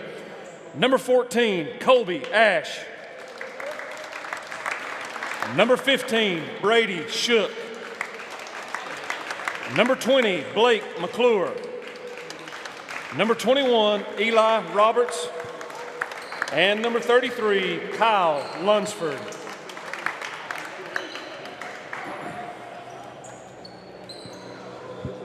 And now, Swain fans, stand on your feet for your Maroon Devils. Starting at one guard, a 6'3" junior from Laurel Branch, number 1, Carter Kirkland. Starting at forward, a 6'4" senior from Birdtown, number 2, Judea Littlejohn. Starting at another guard, a 6' junior from Toot Hollow, number 15, Cooper Hyatt. Starting at another guard, a 6'1" senior from Louada, number 24, Noel Wolf. And the man in the middle, 6'3" junior from Kirkland's Creek, number 25, Isaiah Thunderstruck Collins. I didn't give him the TNT. I was going to. Fans, welcome back. You just heard the opening lineups being introduced here at Swain County High School here tonight. And Jeff Marr always doing a great job with that and talking about this game. This is a big one, and we'll be talking about the playoff implications as we go along. But the Maroon Devils obviously want to win, Jeff. That increases our chance of getting this number 2 playoff seed. Even if we lose, we still have a shot, but winning is always better. Yeah, this is basically a must-have game tonight. I mean, we're going to face a solid Hayesville team, undefeated. But, hey, we play well here at home, so anything can happen. Man-to-man defense, Maroon Devils coming out now. They drop off just a little bit. Hayesville, as you mentioned, coming into this game 11-0, undefeated in conference play as they have the first possession and they jack up a 3. This one is going to be no good. Ball out of bounds. It'll be Maroon Devils ball. Maroon Devil basketball. It's kind of like the girls' game. You know, Hayesville is very well coached with Coach Mike Cottrell, been around for years. They're going to do what they do. You're going to have to beat them because they're never going to beat themselves. You're right. They come out right now matching up man-to-man defensively, and they come up with the first turnover of the game. Here they come down the floor, flying all the way, and a huge block by Noel Wolf. Get it out. Man, he went up. He was up off the floor on that one. Noel can jump. I got to watch Noel the other day. He's the goalie on the soccer team, so he does a great job jumping around, getting his hands on balls, and that was awesome. And an outstanding soccer player. Yes, he is. Now it's going to be Hayesville's ball and bounce. Talking about the standings, Hayesville has the regular season wrapped up, but Swain and Murphy are tied at 7-4. Robbinsville at 6-5. Cherokee at 6-6. Pretty well out of the playoff picture. Here comes Cooper with a steal. Going to go all the way with a layup with the right hand. Too strong, but there's a putback by Isaiah Collins. Good follow-up off the offensive glass. And now the Maroon Devils with that pressure, full court defense. Yep, that's what we've come to expect from these guys this year. They're going to give you 4 quarters of just chaos pretty much. Oh, no doubt. Out in front now, Hayesville across the timeline now. They can settle down. But again, a big game with playoff implications. We're tied with Murphy at 7-4. Robbinsville still alive at 6-5. Cherokee 6-6. Andrews at 2-9. Rosman at the bottom at 0-11 tonight. Yeah, we'll try to keep everybody kind of posted on the Robbinsville-Murphy score. That has a huge impact on where we may end up or may not end up. Here comes Carter Kirkland all the way, but a whistle and a foul before the shot. And there's an offensive forearm, they're saying, on Carter Kirkland. But I'll say this, Jeff, and you probably saw it as well. Carter had maybe the 3-point basket of his life at Robbinsville last week. Yes, he did. Huge last-second win. At the buzzer. Especially if we wind up getting these playoffs, man, that's a season-saving shot. You said it. Outside. Hayesville long 3 won't work. It's a 2-0 Maroon Devil lead. But that shot brought chills to me when I saw that go in as the buzzer went off. Yes, that's awesome. I mean, as a kid, that's what you live for. Oh, that's shot it. like that. Here's Isaiah back over to Cooper. Cooper, good ball handler, back out in front now. Good ball movement. Hayesville not giving us much daylight inside. We go inside to Isaiah, now over to Judea. Reverses the layup, won't drop. Hayesville on the rebound. Down the floor, Colby Ash, 6-foot junior, and the Yellow Jackets tie it up at 2-2. Yep. Kyle Lunsford on the fast break. We've got something out on the floor, looks like. Little debris over there. The good thing is it's not somebody's teeth. Yeah. Amen. That's exactly right. And I think, who was it? One of our guys got injured earlier in the season because somebody's mouth kind of hit him in the shoulder. Was that Cooper? I think it may have been. Over at Rosman, maybe. I remember, anyway, he had teeth marks in his shoulder. Yes, it was Cooper. But he is okay, obviously. There's Isaiah from the left baseline with a nice basket and a good shooter. Isaiah hitting 55% of his shots from the floor. Hayesville back with the ball, down by 2. And then going inside, Hayesville gets a little daylight inside the lane. That's going to be Kyle Lunsford, their 6'1 sophomore. A lot of seniors on the Hayesville team, 7 seniors. So they're going to be missing those guys next year. Yeah, that's a good nucleus, good group of kids. They've come all the way up together through middle school, been very successful over the last 5, 6, 7 years. There's 1 freshman on this team, a couple of sophomores, only 1 junior for Mike Cottrell going inside. Carter missing, but there's Isaiah with the putback. Isaiah Collins, the 6'3 junior himself. He has all 6 of our points. Lunsford has all 4 of Hayesville's. A 2-man show so far. Hayesville with the ball up the floor. Stole, almost saved in bounds. Noah Wolf goes into the stands trying to save that one. Great effort by Noel, and that's the type of effort it's going to take tonight for us to pull off this upset. Talking about a big win, the Lady Devils with a 2-point win over Hayesville. Exciting game right down to the wire. We've seen some good basketball here tonight. Yes, we have. And this one is going to be no different. Hayesville going inside now, but a whistle and a lane violation. 3 seconds. So the officials have been really aware of that this year, I've noticed. They've called it just about every game.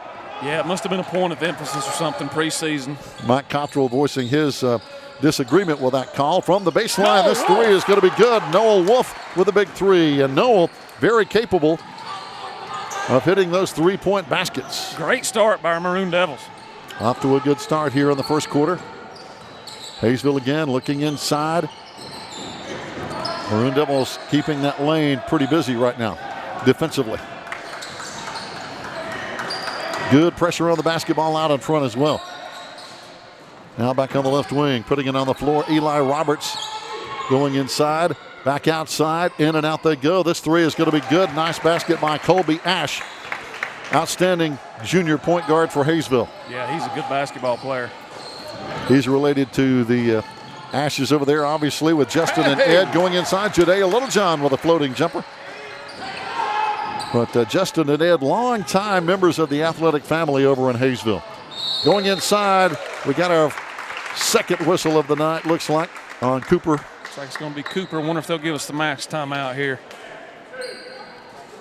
And they should. This is the dead ball under 4 minutes.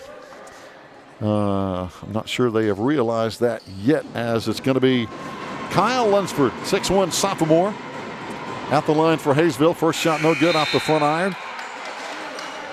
Now coming in for Hayesville is going to be Asher Brown, the only freshman on the team.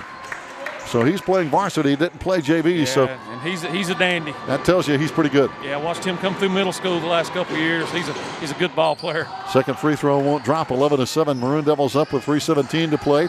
Carter Kirkland top of the key, stops and fires. Oh, just won't drop on the rebound again by Lunsford.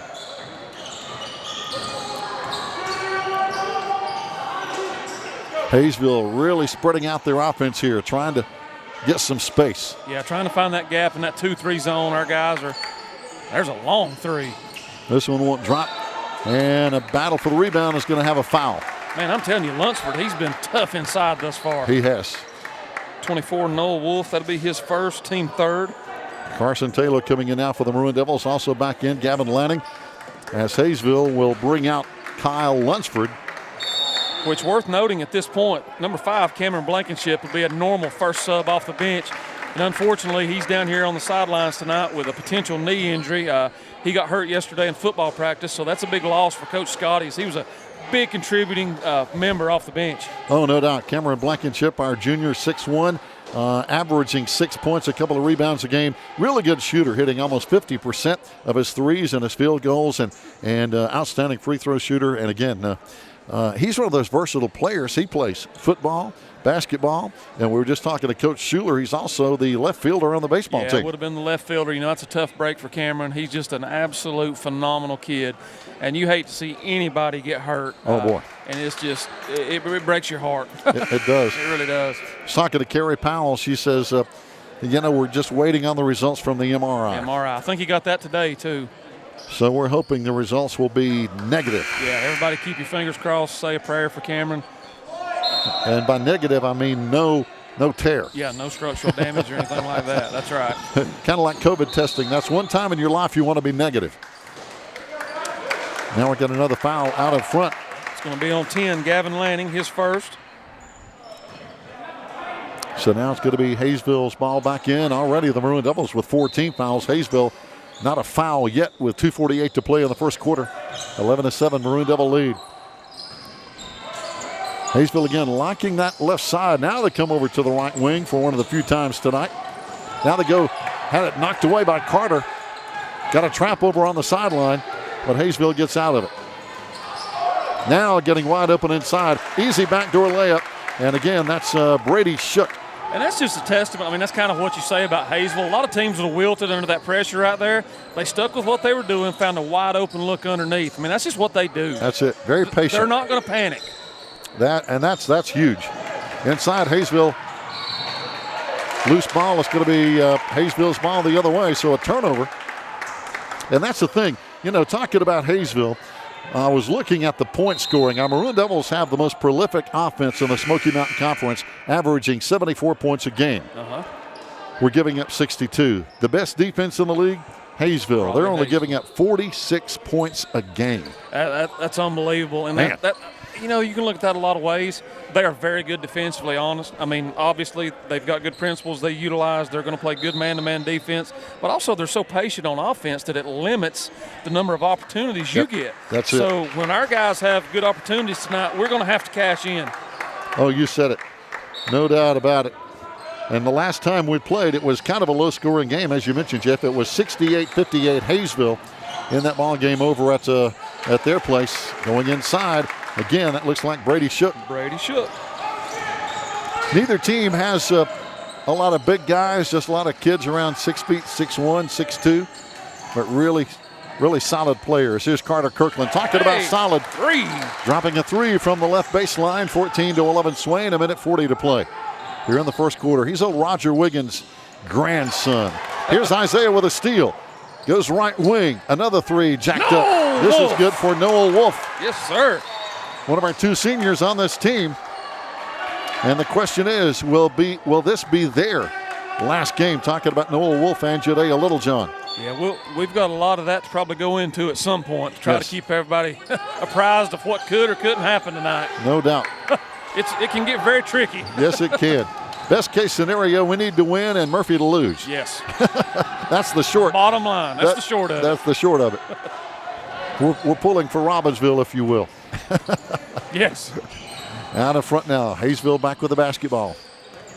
Of course, winning here would, I think, make a huge statement against a team that hasn't lost in conference play. Hayesville's 11-0. Outside for three. Won't drop in over there for Asher Brown. They get the rebound, though. Back up, no good again. And they're battling again. This time Judea comes out with it. But here's a foul over there as Brady Shook tried to knock the ball away. And he commits the foul. And that's only the first. That's number one. You're right, Gary. Hard to believe we played almost a full quarter.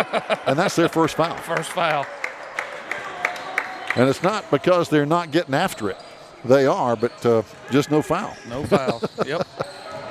Both teams are getting after it here tonight because both teams just have that pride about winning. Hayesville wants to finish off the season undefeated. And the Maroon Devils want to be the fly in the ointment here tonight. Yeah, absolutely. Cooper back over on the right wing. Noel jacks it up again. This one a little too strong, and the rebound picked off inside by Hayesville.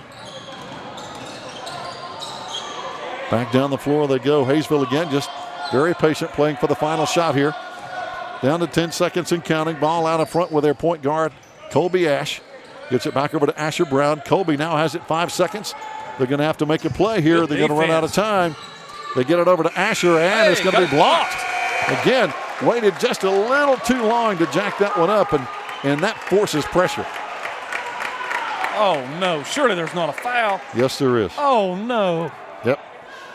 Going to be a foul as the first quarter is not over yet. It's going to be Asher Brown at the free throw line. That's our 6th team foul in the first quarter. Yeah, and that's 2 on Noel, too.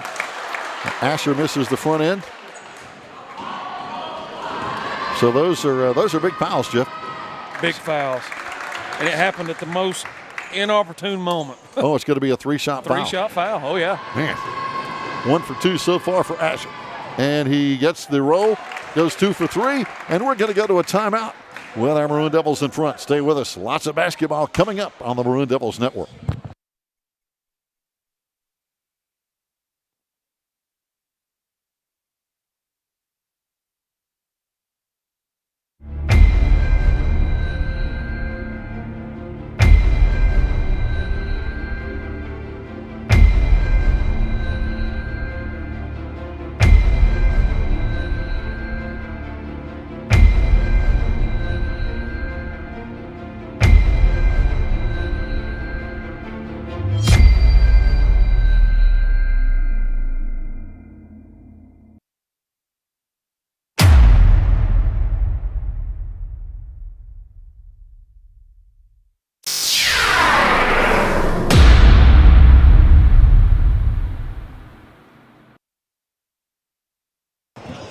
Fans, welcome back again. Let's talk about the Smoky Mountain Conference standings. Jeff, one thing about it, Hayesville, they're the #1 seed. They're going to the playoffs. That's the easy one. Yeah, but they're in. But Swain and Murphy, we're tied for second at 7-4. And I know you know the scenario probably a little better than I do right now. Well, Coach McMahon's tried to describe this to me about 3 or 4 different ways. And basically, if Murphy wins tonight, we're in trouble. But if Robbinsville can beat Murphy and we can win tonight, all right, that's a big help for us. But if we all wind up tied, all 3 of us, then tomorrow at Topton, they would all meet and try to draw to see who that #2 seed coming out of this conference would be. Oh, man. And that's so it could go a lot of different ways, because if it wound up that way, Murphy, Robbinsville, and Swain would have all beat each other twice. Yep. And we'd all have the same 7-5 record. 7-5 record. Now That's Cherokee's correct. out of it. They're 6-6. They've Yes. already finished their regular Big Smoky play. Cooper going baseline, drops it in. 19-13 Maroon Devils. So the best case scenario, if we can win and Robbinsville can win, we're in. We're in, that's right. And there's still even a slim chance, Coach said, that one of those teams could possibly grab one of those wild card spots too. That's right. I think 2 wild cards are available. I think that's right. Outside, long shot is going to be no good out there by Ash. Down the floor is going to be Judea driving down the lane. That's his lane, and he rolls it in. Basket won't count. Going to be an offensive foul. No way. Offensive foul. They're going to say he ran into Blake McClure. I thought Judea did a good job up in the air of actually avoiding that contact. Sure. So the Hayesville fans right beside us loved it. The Swain fans on the other side not happy. No. And that's what happens when you're calling any sport. 50% of the fans are going to be mad. Uh-oh. Now we've got a warning on Coach McMahon. Yeah, he was disagreeing with the foul. And now he's talking with one of the other officials. And I think he agrees with you, Jeff. Yeah, I'm pretty sure he does. This is one of those instances you and Toby talked about instant replay in football. Hey, we need that here. There you go. I'd like to go into the booth and look at that one again. Oh, no question. No question. And it can make a difference, especially if you can review. Outside, Asher Brown, shot no good. Oh, there's an offensive foul. I'm afraid this one is going to be legit on Carter Kirkland. He kind of backed into Blake McClure. Yeah, that's going to be 2 on Carter. Yep. So this is going to be a point in the game where our guys are really going to have to do a good job keeping their composure. We're playing really well. We're up 19-13, and not let this thing slip away from us. That's it. Don't let the fouls get in your head. Yeah. Outside jumper, Ash hits a big 3. And right now, Hayesville trying to get that momentum back, and they're slowly getting it back. Yes, they are. But the Maroon Devils have to need some good defensive stops.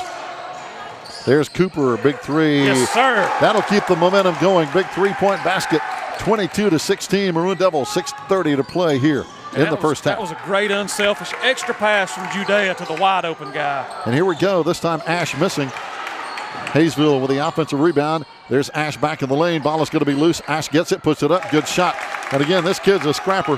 Colby Ash. Yes, he is. The junior point guard. That's 8 points for Colby. And he's played a lot of travel ball over the years. Yeah. Very competitive. Outside jumper, Carter Oh, Kirkland banks it in. I wonder if he called that. Yeah, he called it. Man, oh man. That's one of those you're like, that was rushed. Don't do it. Hey, yes, it goes in. Good shot. Yes, indeed. All night long. There's a turnaround shot. This one no good over there by Logan Caldwell, number 2, and Carter on the rebound. And Carter, a good rebounder, averaging 10 points, 2.5 rebounds a game. Well, anytime your point guard's about 6'1", 6'2", like he is, man, they can get up there and rebound the best of them. They can. Here comes Noel Wolf. Now kicks it over to Judea. His shot is going to be short. Gets his own rebound. Goes back up for the layup. Great job. Good hustle on the baseline. 27-18 Maroon Devils. And again, here comes that full court pressure. Hayesville, very methodical across the timeline. Down on the baseline. They try to work it. Going back out of front. Wide open three. And it's going to be good by Blake McClure. And again, Jeff, you said it, and it happens again. They didn't panic. Ran their offense. Dropped it in. Yeah, they're going to do what they do. It don't really matter what you do to them. But the good thing I see right now is we are really executing at a high level on offense right now. You know, even the shots we're missing, we're being aggressive, going to getting those offensive rebounds like Judea just had. And every 2 or 3 or 1 we can put in there is going to help us. Oh, no question. Woo. Tuesday's action. Our Maroon Devils won a close one against Highlands, 49-47, a 2-point game. Hayesville took care of Rosman, 85-24. Murphy beat Cherokee, which kind of knocked Cherokee out of this number 2 playoff race, 72-64, Murphy winning. Robbinsville had a close one with Andrews, 61-55. But Robbinsville and Andrews always seem to get up for each other. Yeah, they do. That's one of those just, what would you call that? Is that like a cross-mountain rivalry over Topton and down or whatever? Hey, there you go. And, you know, we call it, when we play Andrews, the Nantahala Gorge Championship. Maybe we need a big raft we like trade back and forth or something. I was looking at some of the scores last time we played Hayesville. Hayesville jumped on us early and had an 8-point lead after 1. That has not happened here tonight. No. We've come out with our foot on the accelerator and so far kept our composure and doing a great job. That should be a foul. Yeah, there's a bump foul out in front on Eli Roberts going for the ball. And some of that momentum early in that game, even though Hayesville led by 8 after 1 quarter, our Maroon Devils answered and made it close in the second quarter, and we had the edge in the third quarter, but Hayesville came back and got us in the fourth quarter in that game. So it's a you got to play every minute. Cooper high at baseline, shot too strong. Over the back, may have a foul on, looks like Isaiah. Yeah, that's going to be his first, and it's probably going to put them at the free throw line. Oh, yeah. Gosh, yeah. Yes, indeed. 9 fouls already on the Maroon Devils, 3 on Hayesville. 9-3. Yep. And on the next one, with still 5 minutes to play in the first half, it's going to be the double bonus for Hayesville as Blake McClure. And I've got to believe he might be a little related to those other basketball coaches. He absolutely is. He's a tremendous athlete. You will probably call his name a few times this fall. He's a football player, and you can tell by his build, he's very athletic. He's kind of like our Carson Taylor. Yeah, that's right. Guys who have spent some time in the weight room. Second free throw now by Blake. 5'11", 220-pounder. Yeah, he's a strong kid. Second free throw good. A 4-point Maroon Devil lead now, 27-23. Now Hayesville looks like going to put up a little bit of full court pressure. Maroon Devils working it up the floor across the timeline. Oh, right in the hands. Bad pass. Hayesville coming up with a turnover. And here they go trying to get it inside. Carter Kirkland saves it, but right back to Hayesville. This time it's going to be Ash down the left side in traffic. What a pass. Oh, bounce pass and wide open over there is Eli Roberts. And again, don't panic. Just run your offense. Run your offense. Ash has got such good court vision. It's ridiculous. Second turnover, but this time a foul. And boy, I'll tell you, right now, Jeff, the Maroon Devils have got to be aware of what Hayesville is doing defensively. Yes, absolutely. They're mixing their defensive up and trying to press us, but we normally do a good job handling the press. Because that was almost the second turnover in a row, which would have could have resulted in a tie ball game, 27-25 right now. Yep. And it wasn't long ago we were up about 8. That's it. Oh, offensive charge on Noah Wolf. And that's a tough one. He's still down on the floor. He's rolling over, and he's shaken up some with 4:29 to play here in the second quarter. And here comes Carrie Powell, who, again, is so busy. This lady works a lot of hours. She does, and it's such a luxury to have a trainer like her that knows what they're doing, loves kids, and really takes pride in the job that they do. And she knows her stuff. She knows her stuff. And a lot of people don't know, but it's worth mentioning. She actually had a job offer to go be the head trainer at Duke University. She was going to be over, I think, one of maybe the soccer programs and maybe a lacrosse team, I think it was, maybe even a rowing team or something like that. And it would have meant more money for her. It would have meant a lot more money. A job out of university, probably really good benefits and all that type of stuff. But she turned that down. And she turned it down simply because she says Swain is the best family that she's ever been a part of. That's right. And just the support she gets and the love she has for this community. Amen. And I don't know many people that would have turned that down. Probably 1 in 1,000. And she's that one. And she's that one. Because you work at a private university like that, and the pay, I'm sure she would have at least doubled her pay. Yeah. And benefits would have been tremendous, and with the retirement plan they have available. And there's some, in those kind of situations, the ceiling is very high as to what you can do. And with the Duke University Medical Center down there and all that entails, But you're right, and I've heard her say the same thing, Jeff. This is her family. Yeah, it absolutely is. And she's not just saying that. So, I've heard other people say that, but she's not just saying that. I mean, she lives it. No, she lives it, and she means it. I mean, you talk about someone that bleeds maroon and white. Oh, boy. By golly, she does. Yeah. If you cut her arm open right now, it'd be maroon and white. As Noah gets up slowly, he was shaking up pretty good. He was shaking up. Looks like they're holding his right arm, maybe wrist or something like that. We talked about with Cameron out, now if Noel's not able to come back, depth-wise, man, we're in a bind. No doubt. And it stinks because we're playing really well and Noel's playing really well. He is playing well, and he's also on the soccer team. Yeah. And they're playing already. They're playing already. I took those guys up to Blue Ridge the other day. It's just a revolving door of sports and athletes right now, but that's what you got to do. It is, and it's happening at every level. Hayesville with the ball in bounds, and they lost it out of bounds. And right now, and that was just on them, the guy just turned his head and just lost control. And I'm sure that'll drive Coach Cottrell crazy. That's just an unforced error that you never see Hayesville make. That's right. That is rare. Maroon Devils with the ball in bounds, and Hayesville knocked it away. We get to try it again. So Hayesville right now trying to keep that momentum. They had it by the throat and almost had it back, and they're trying to gain that momentum and take it to halftime. Carter Kirkland looking for the open guy. 5-second violation, or was there a timeout? There's a timeout. We avoided a potential turnover on that inbounds. So no. Well, I thought he was going to give it to us. I did too. I guess not.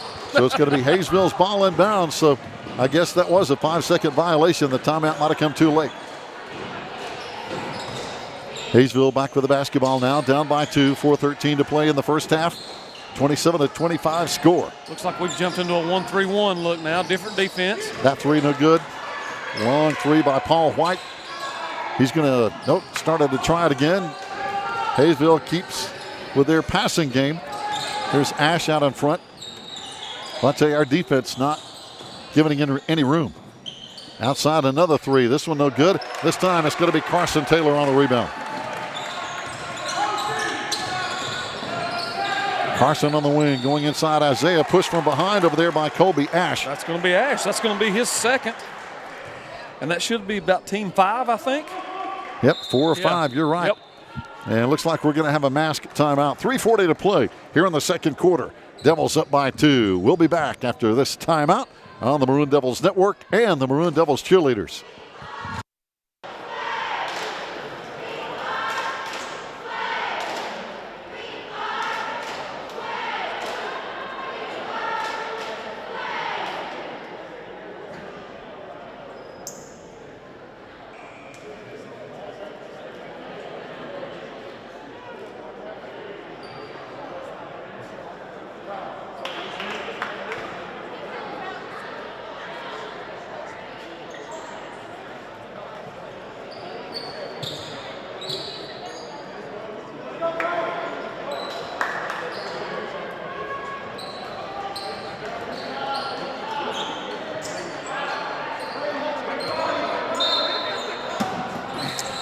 Fans welcome back. Maroon Devils with the basketball. Isaiah Collins, a little too strong on the shot of the rebound. Going to be pulled down by the Jackets as they could tie it with a 2-point field goal here. Or a 3 could take the lead back. Out in front, ball going to be knocked away. Carter Kirkland, good D, but Asher Brown chases it down. Now they have the numbers. Carter upended on the other end. Hayesville with a quick break. Let's see if they can capitalize, and they can't. Carter hustles back on D. Baseline, ball knocked away. Good defense by Isaiah. Cooper coming up with a loose ball.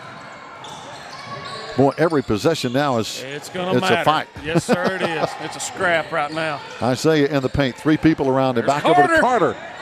In and out, no good on the rebound. Going to be picked up by Hayesville. Coming out of the pack is going to be Tyler Jones. Down the floor to Asher. And ball out of bounds. Which way is it going to go? It's going to be Swain. Going to be Swain's ball off the foot of Asher Brown. Yes. Coach Mike Cottrell saying no. Well, they're, again, can't go to the video and review it. But now they are talking it over. There may be a change here. It's going to stay Hayesville. Yep. So, and sometimes when coaches challenge, it can have an effect. Yes, it can, especially when you've got a guy seasoned as Cottrell. He's going to get a lot of these calls. No doubt. When you've got that reputation as a winning coach, they're going to listen. People like Dean Smith and Roy Williams and those guys, they can get your attention. Here's a steal by Judea. Got a 2-on-2. Hayesville back on D, and Judea is going to be fouled on the play. Yeah, Brady Shook went up, got a piece of the ball, but also got a piece of the arm. Will send Judea to the free throw line, where he's hitting 65% this year. Yep, that's going to be the second foul there on Shook. Worth noting, I'm getting a few texts from some of my buddies over in Hayesville. Tammy Deals won, so we've got some people watching our broadcast over there tonight. Hey, I guarantee you. Yeah. I guarantee you. Hayesville, Clay County, good folks over there. And I think they've even got a camera going, so we appreciate Tammy watching our broadcast. Hey, that's it. That's right. Hey, she appreciates good work, right? That's right. Absolutely. Judea, second free throw, good. Now the Maroon Devils back up by 4, 29-25. 2.5 minutes to play, and it's really a privilege to be able to bring sporting activities to people who can't come to the game. Yes, it is. I mean, it's a lot of fun. You and I get up here and get to have a good time together. Yes. Call good ball games. I mean, I enjoy the heck out of it. Oh, man, it's just fun. These kids playing at a high level. That shot won't work, though, for Tyler Jones. Maroon Devils back with a rebound. Here comes Carter. Cooper open on the right baseline. Oh, hits the side of the backboard. There's Carter with the rebound. Won't go. And there's bodies on the floor again. It's physical. Yeah, Isaiah and McClure, that's like two big Bronco bulls down there wrestling each other. Yes, and wrestling is the key. And let's see, it's going to be a 2 shots. That's our 10th team foul. Man, that's a big stat. Hayesville only with 6. So, hey, with 2 minutes left before halftime, that could wind up with a couple extra points here or there. Yeah, it could, and that's Isaiah's second, so he's going to have to be really careful not to get that third one, especially with Noel out of the game. Blake McClure out the free throw line, again shooting. And again, McClure, strong young man, 5'11", 220 pounds. Now checking in is going to be Jose Espinal, a 6'1" senior. It's his first action of the night, isn't it? That's it, first time he's been in. 7 seniors on the Hayesville team. Our Devils only with 2.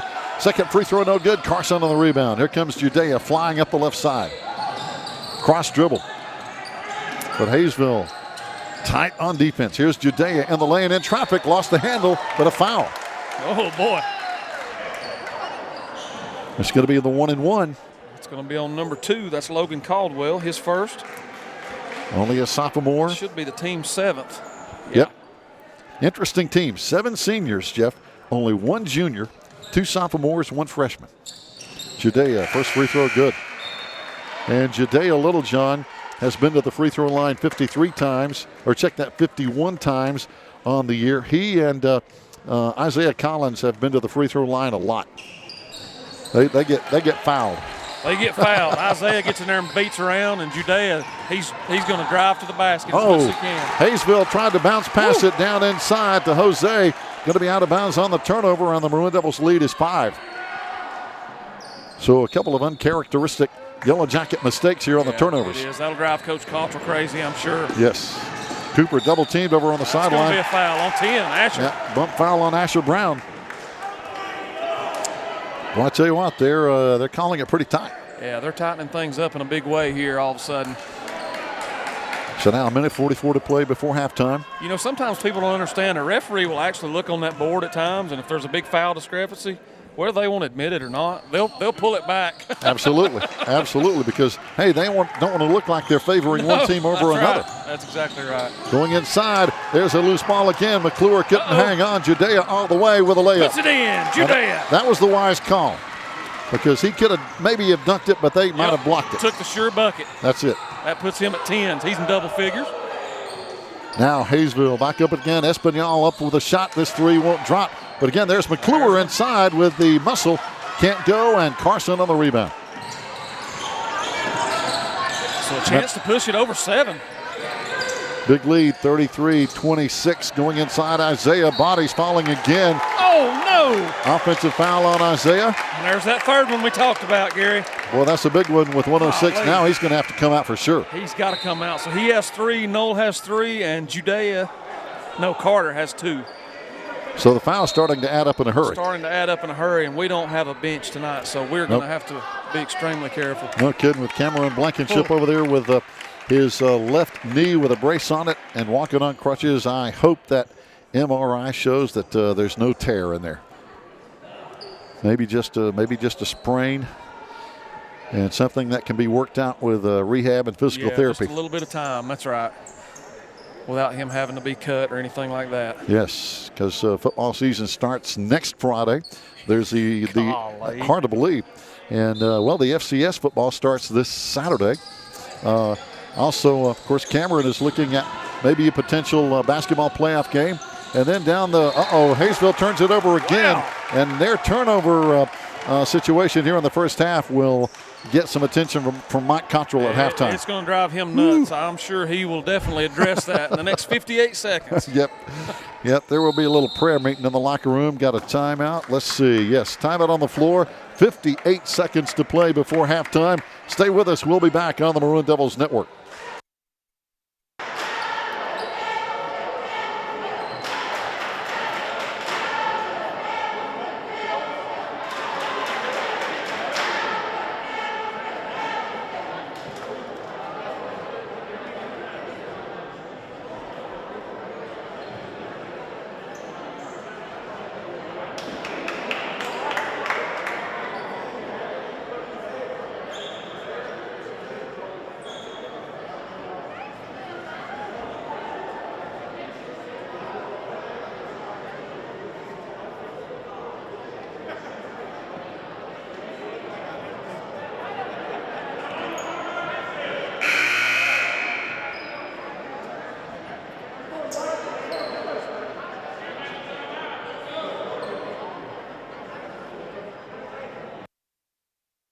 Understand what they were trying to do is call timeout.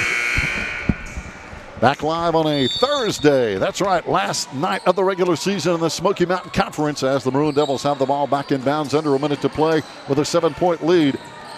Driving in traffic going inside, losing the handle in there. Gavin Lanning couldn't hang on. Here comes Hayesville the other way. Layup good by Asher Brown. What a basket by Brown. I tell you, the intensity on the floor is thick. Yeah, it's picked up a lot in the last quarter. Here comes Carter Kirkland driving off the glass, no good. Cooper in traffic. Now check that, Gavin in traffic with a big rebound. Here comes Gavin. Now dumps it off wide open. There's Carter Kirkland for 3, and it won't. Oh, boy. no. It almost rolled in. Now we're going to have a whistle jump ball. Carson Taylor getting the muscle around the ball, and now Mike Cottrell to the bench. He's going to bring Colby Ash back in, and coming out is Kyle Lunsford. But, hey, let's wonder if old Bill Hester is watching over in China tonight. Yeah, I don't know. I haven't heard from old Bill in a while. That was good to hear. Yeah. We were glad to hear from you, Bill. The Maroon Devil Network goes to China. Hey, that's right.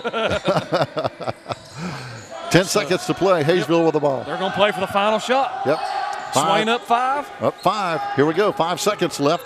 McClure with a step back. Got a piece of it. Way short. Judea throws it all the way down the floor. Not a bad shot. Great first half, though. 33-28. Maroon Devils up by 5. Mike Cottrell over there already having a word with McClure as he comes off the floor. So I have an idea there's going to be a little prayer meeting in the Yellow Jacket locker room at halftime. There's going to be some wailing and gnashing of teeth down there. I'm quite certain. No doubt. Fans, stay tuned. We got the cheerleaders coming on at halftime, and we're going to take a break, but we'll be back with what should be a fabulous second half of basketball. Keep it right here on the Maroon Devils Network.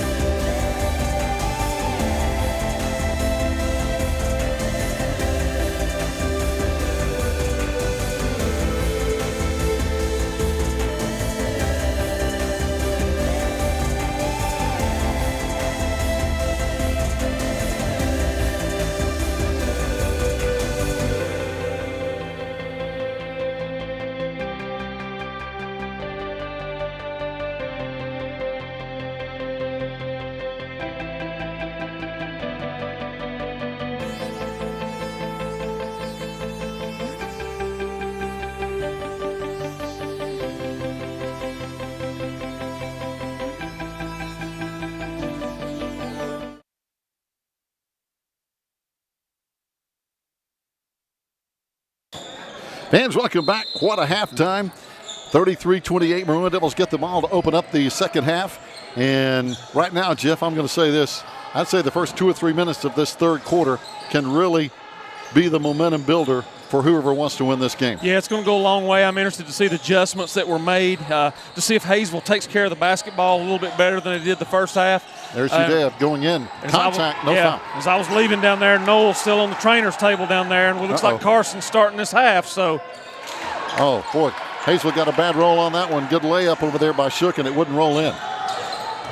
But you're right. It's going to be to see the adjustments at halftime, and there's a foul on Carter Kirkland, I believe. No, he's going to be going to the free throw line. Yeah, should be 21, Eli Roberts. Yep.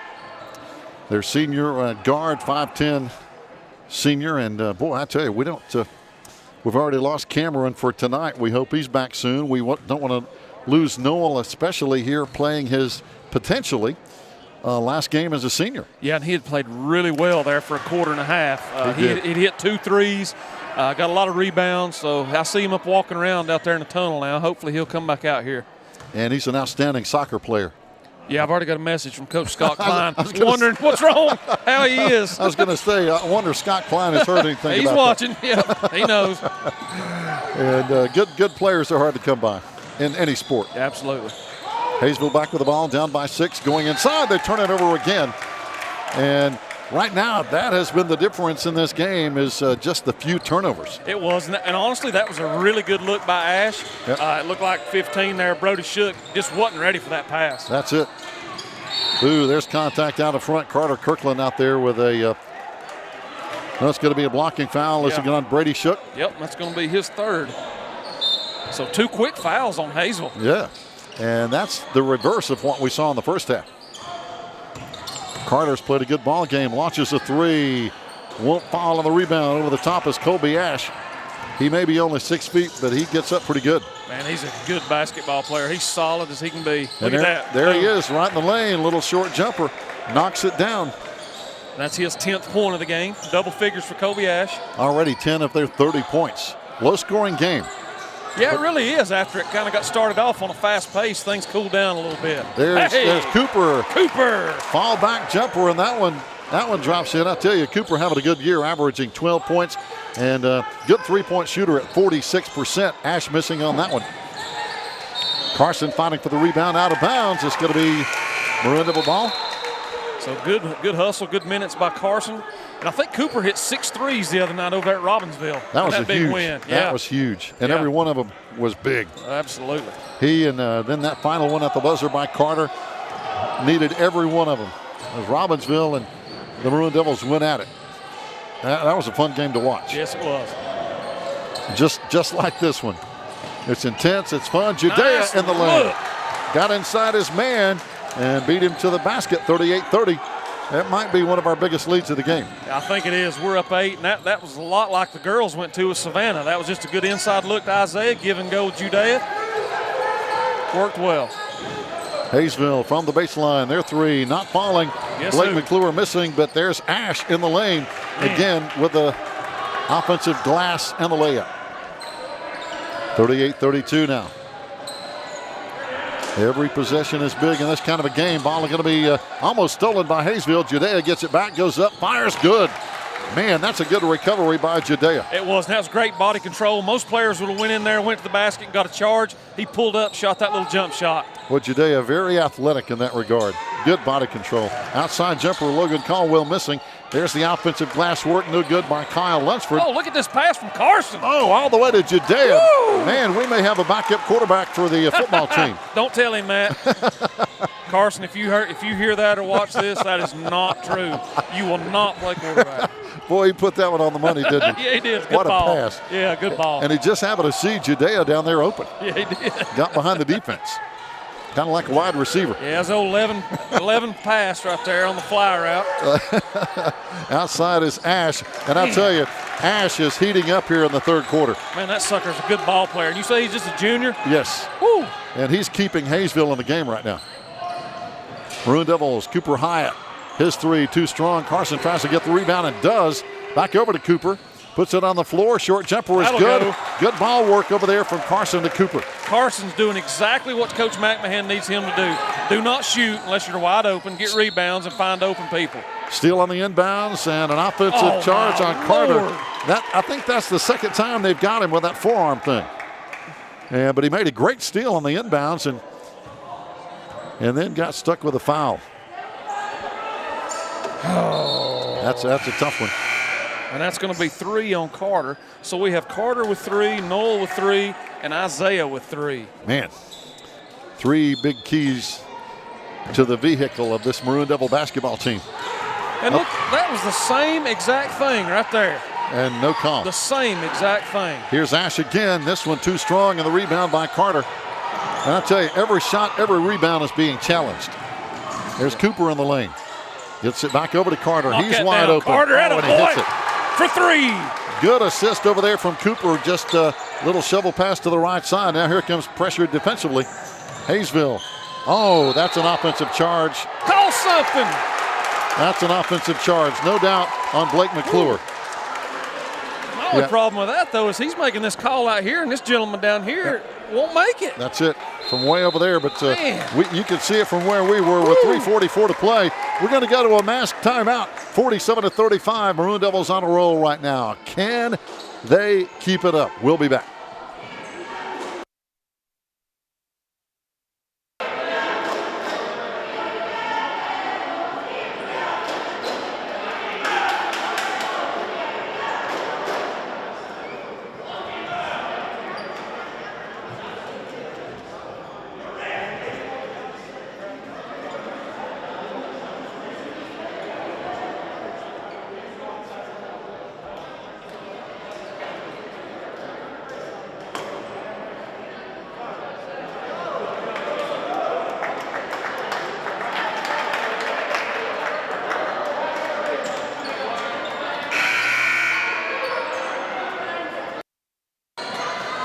Fans, welcome back here in the third quarter. The Maroon Devils right now have really opened the can, so to speak, on a 14-7 run here. After a 5-point lead at halftime, that lead has grown to 12.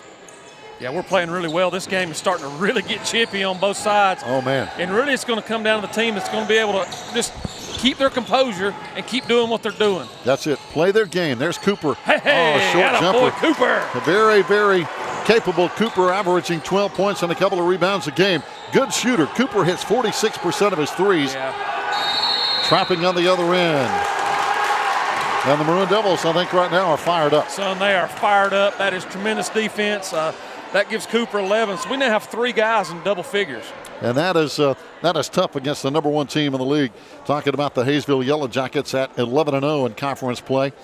And last we heard, I believe in the big Murphy-Robbinsville game, the last score we had was in the first half. Murphy led by 5, 26-21. Now, being Maroon Devil fans, you want Robbinsville to win. We need Murphy to lose to increase our chances at a playoff. That's exactly right. Because if it comes down to a tie with us and Murphy, they have the advantage because they whipped us twice. That's it, head to head. Murphy has to lose. Yep, head to head. But now, if we can win, that really helps. That helps. Well, it helps in 2 ways. Then if they lose, obviously, then we get in. But also it gives us a good shot maybe at that wild card potentially. That's it. If we beat the number 1 team in the league, being Hayesville. Here's another turnover. Oh, they throw it away. But you're right, Jeff. If we beat the number 1 team in the league, the selection committee is going to have to look at that. Yeah, absolutely. That's going to help our strength of schedule. Yep. It'll be I don't know what kind of win they call it, but it's definitely a quality win. Oh, quality win. Well, let's finish it out first. What do they say? That's a quadrant 1 win. Yeah, there you go. Toby Burrell knows about all that seeding process. Here we go. Maroon Devils back with the basketball. Isaiah in there, goes to Judea on the baseline. Get back over to Carson, up, and it wouldn't fall. Just can't get it to fall. And the rebound goes up. There's Carter again. Carter Kirkland. And that is no quit by the Maroon Devils, going after every loose ball. Every loose ball. And I'm really interested to see how Hayesville responds here, because I doubt they've been down by 16 points at all this year. At all. You're right. Especially with 2:44 to play in the game. Top of the key now to get it over to McClure. He's one of the go-to guys. Now they go inside, and that's, I'm sure, what they want to do with Kyle Lunsford, their 6'1", post player, 51-37 Swain. Yeah, Lunsford scored the first 4 points of the game, and he hadn't scored until that basket right there. Yeah, they are just not getting the ball to him in a good post position. Out of front, Judea. Body control again. This running layup no good. Asher Brown on the rebound. Back down the floor. Murphy on the run with a fast break. There's Ash finishing. And you know, if he has the ball that close to the rim, he's going to score. He's going to finish. That gives him 17 so far. That's almost half their 39 points. Still have a long way to go. 51-39. Maroon Devils, 2 minutes to play, third quarter. But again, you got to finish. There's Isaiah in the lane. Shot no good. Carson battling for the rebound. And there is 2 strong boys right there. Kyle Lunsford and Carson Taylor. Absolutely. It's going to be Hayesville ball on that jump ball. So the Yellow Jackets on the possession arrow.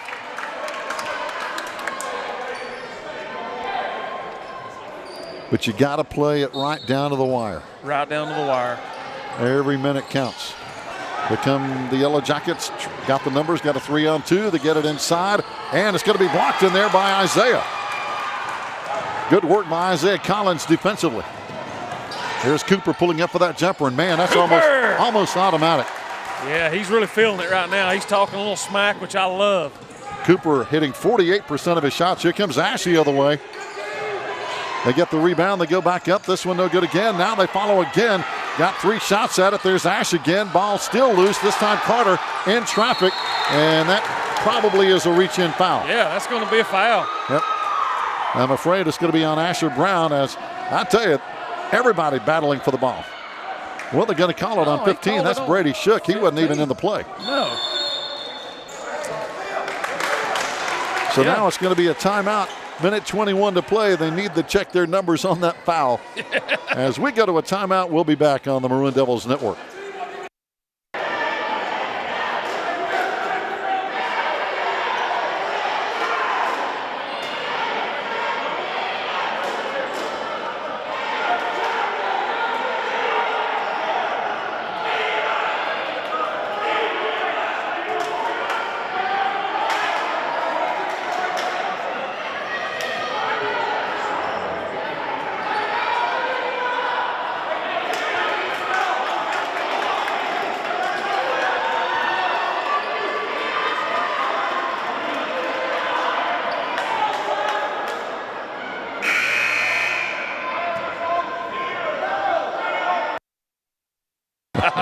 Fans, welcome back. The intensity is getting thick in this Swain High gym. It's thick. They called that foul on 15, which that kid wasn't even near it. No, but that's going to give Shook his 4th foul. That's an error by the officiating. Number 10, Asher Brown, was a guilty guy. Yes, he was. Wow. And Hayesville tried to argue their case, didn't win.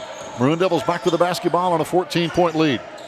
Our largest lead of the night, 53-49. Even go again. Isaiah, 55-39 now, 16-point lead after leading by 5 at halftime. What a big third quarter. Yeah, that's a 22-point quarter. And if you do that against Hayesville, man, you've done something. You've done something.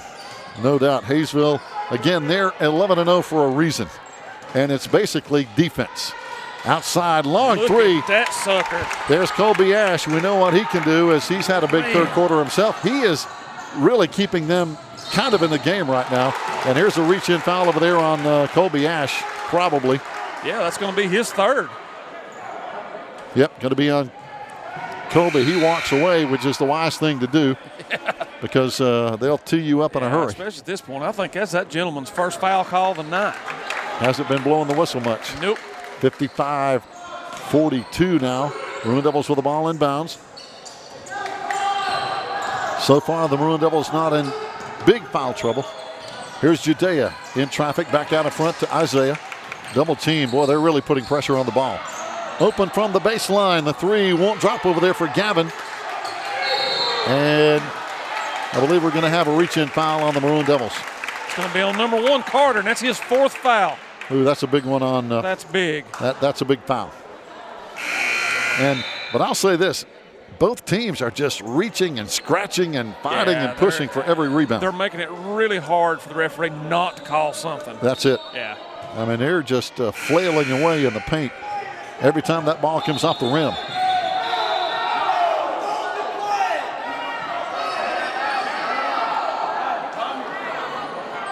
The calling, now they're having a word with the folks down at the table. There was a foul. Some people were saying it's a jump ball, but it was a foul on Carter Kirkland. Yeah, it's his 4th foul. That's what the stoppage was. It was not a jump ball at all. So a little confusion there, and we're just trying to get Carter in the game. Now Hayesville with the ball in bounds. 55-42. Maroon Devils up. 15 seconds to play, 3rd quarter. Here comes Brown. Ash from almost half court. Too strong. Long rebound. Brown comes up with it, putting it up on the layup. No good. Ash follows, no good. And it's going to be off the hands of 33. Kyle Lunsford. It'll be Swain ball. 1.4 to go. Wow, this is getting intense, my friend. This 3rd quarter. Can't wait for the 4th quarter. The intensity, that old pun, you could cut it with a knife in this gym. Yeah, take a chainsaw right now. That's right. Oh, inbounds. No shot at the buzzer, so we go to the 4th quarter with the final 8 minutes. And the Maroon Devils have a 55-42 lead over number 1 Hayesville. We'll be back after we check out the Maroon Devil cheerleaders and their outstanding routine.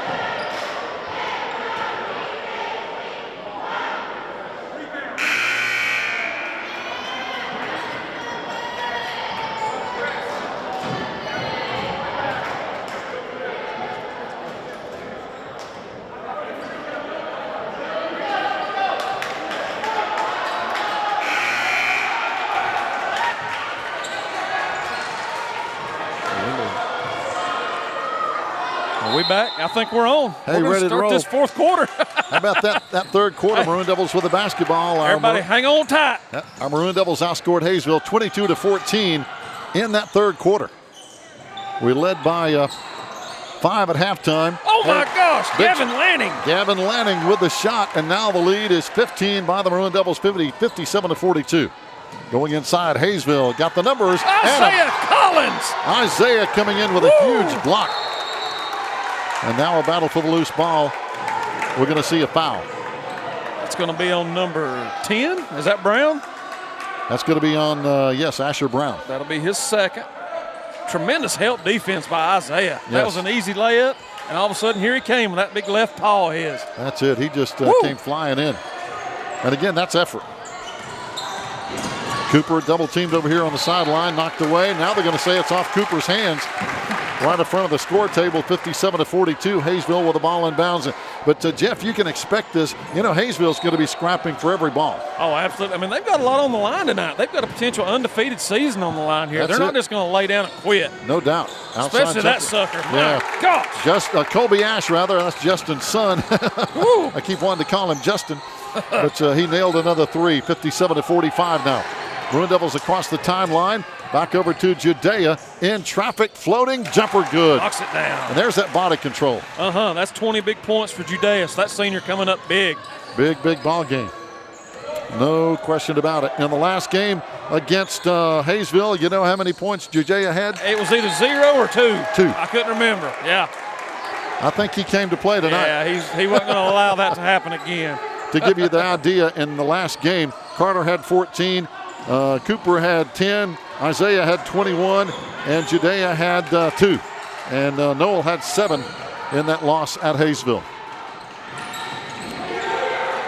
Wide open look for Cooper. Oh, man, just wouldn't drop. Hayesville on the rebound, 6:39 to play. 14-point Maroon Devil lead. But Hayesville is not a team that you're gonna let up on. You got to keep that accelerator down. Driving in, wide open under the glass. That one too easy on the pass from Ash to Lunsford. Oh, no. Now Carson's hobbled. Yeah, he's limping, no doubt. And we haven't seen Noel Wolf come back in either. No, I haven't seen. He's going to go out with some help over there. I'm not sure if they knocked knees or if he turned his ankle or what exactly happened there with Carson. Looks like he's hobbling on that left. Yeah, that left leg. A little bit, yeah.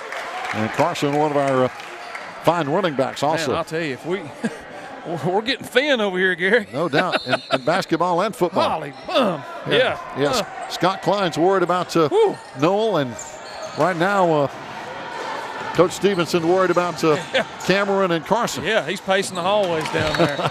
Going inside Isaiah. And we've got a whistle. What are they going to call here? Now we've got the officials disagreeing. Well, one of them called a kick ball. Yep. I'll start to say it should be right over here. Yep, and that's what they're going to do. It's going to be Swain ball inbound, 6:11 to play, up by 12. Here he is getting down here in the backcourt. There we go. That's legal. Get the man open. Cooper with the basketball. Man-to-man D and a lot of pressure on the ball. That was smart by Dylan Cochran. Cooper, long three, won't drop, with the rebound by Blake McClure. Yellow Jackets back down the floor. Again, there's Ash. His shot won't drop, with the rebound by Isaiah. Isaiah coming into this game, our team's leading rebounder, averaging 6 a game. Here's Judea again in traffic, blocking foul by Hayesville. Foul. Yes, sir. Is that Lunsford? Probably either that or Brady Shook. No, it's going to be on Lunsford. Yep, Kyle Lunsford. Only his first. Judea will be at the free throw line on the season, hitting 65%. As we mentioned, he's been there 51 times. Well, this will be his 6th trip tonight. He's 4 for 4 thus far. Just went over the 20-point mark, so working on a big night. And it couldn't come against a bigger team, so to speak. First shot bounced in and out. Yeah, that was flat. Got to get a little more arch on it, Judea. Yep. One of our 2 seniors here tonight, hopefully not playing their final game. Second free throw rolls out, no good. Hayesville on the rebound. Noel Wolf injured, of course. We hope he gets to return. Outside, Asher Brown, wide open 3, too strong, and Judea with a rebound. Here we come, running the fast break. Offensively, open over there. It's going to be Gavin Lanning going inside to Isaiah, off the glass, no good. And again, it's going to be McClure, or check that, Kyle Lunsford on the rebound.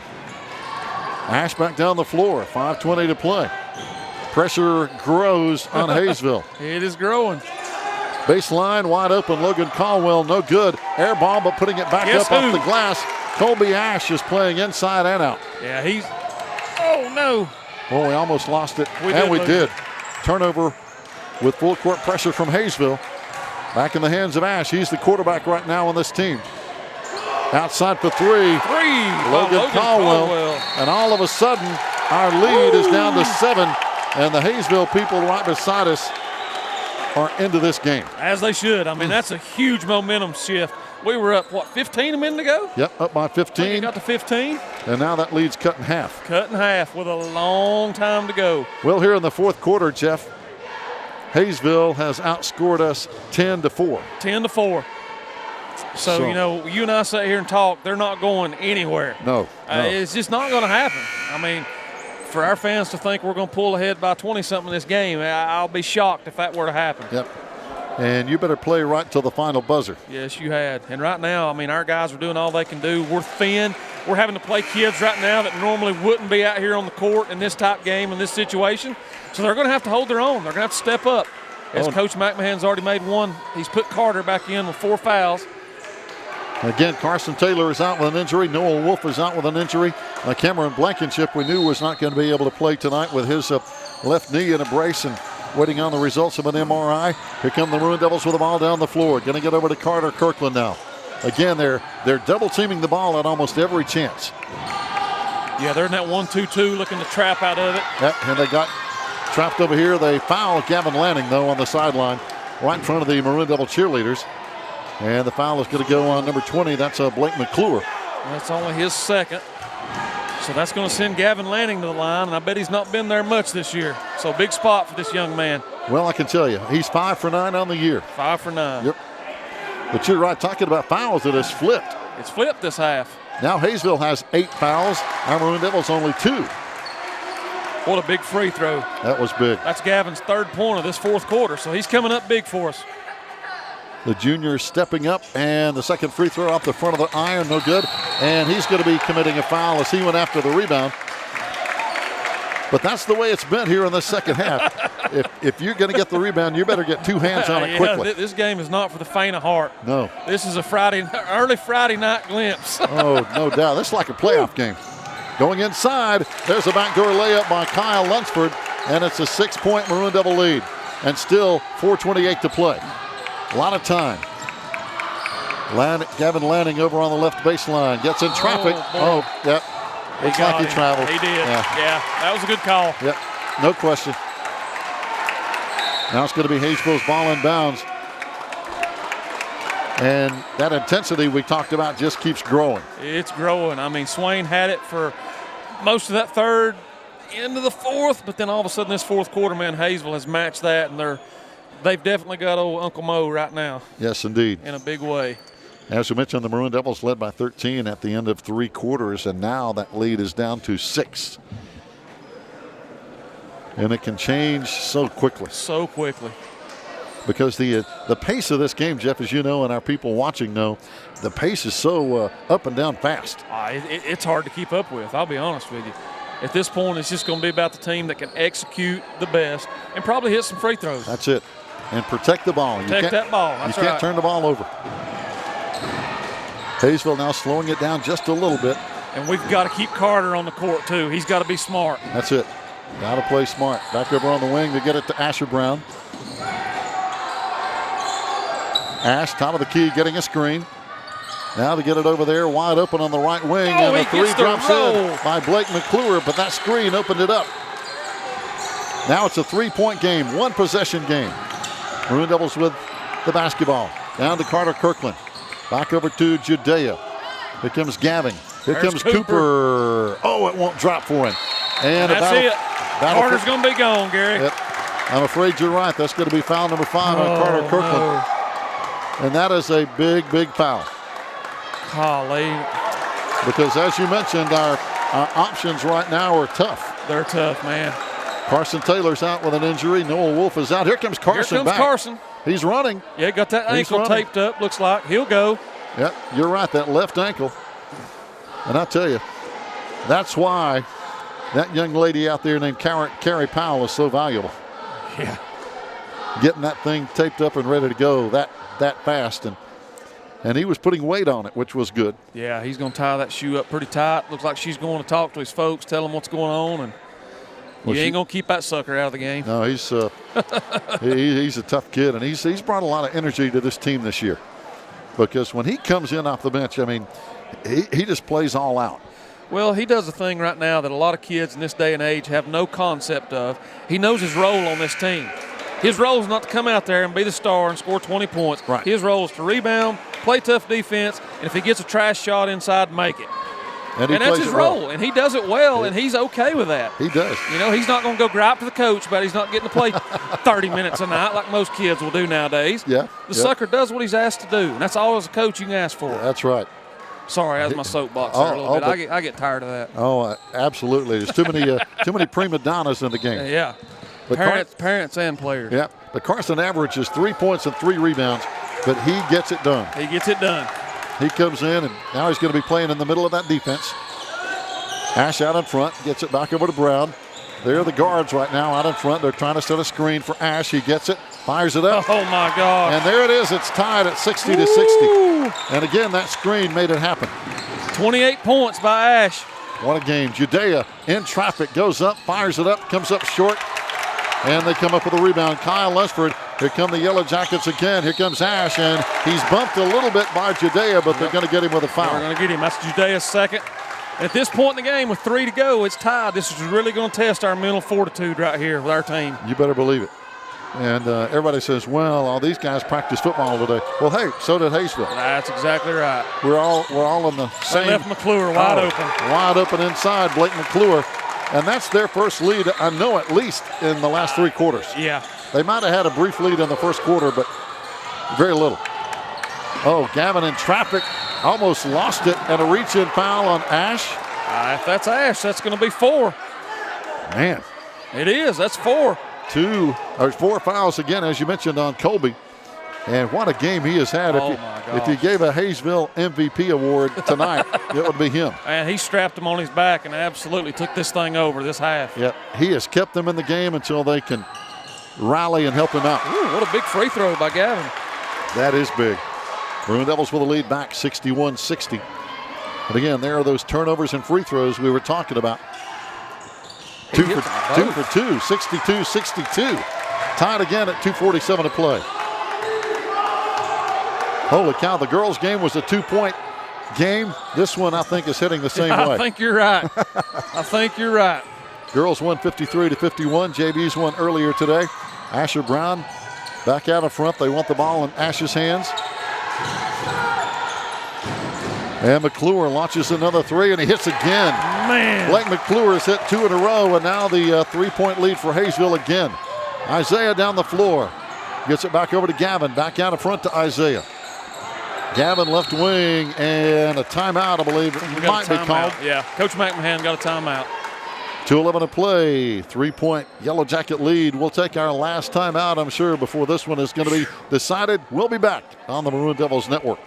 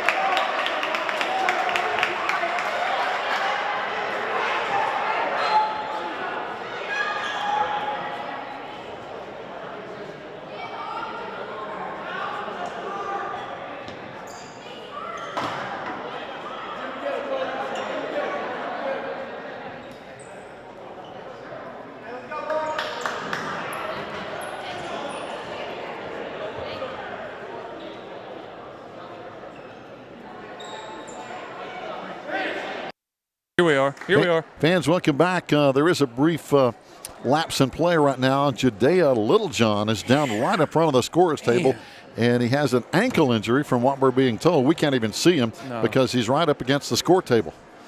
And Kerry Powell's there, and now they help him up. And holy cow, how many more injuries are we going to have in this game? I don't know how our guys are. We're just hanging on by the thinnest of threads right now in a lot of ways. And he's not putting any weight on his right ankle. And he's a senior. You see Noel standing down here. His shirt's out. He's done. Of course, Cameron's not playing. Carson's went out with an ankle injury. It's just – and here we are, a 3-point game. That's it. Our guys have battled their tail off. Hey, this has been hey, it's kind of like the last man standing. I mean, this game has been intense. I mean, from the opening tip.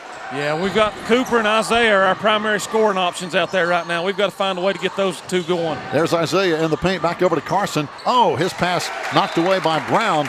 2 minutes to play in the game. And right now, every possession is just, it's just huge. It's huge.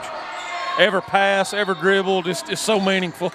That's right. Now the Maroon Devils with the ball in bounds. Gavin back over now. Also in the game is Dylan Cochran now for the Maroon Devils into Carson.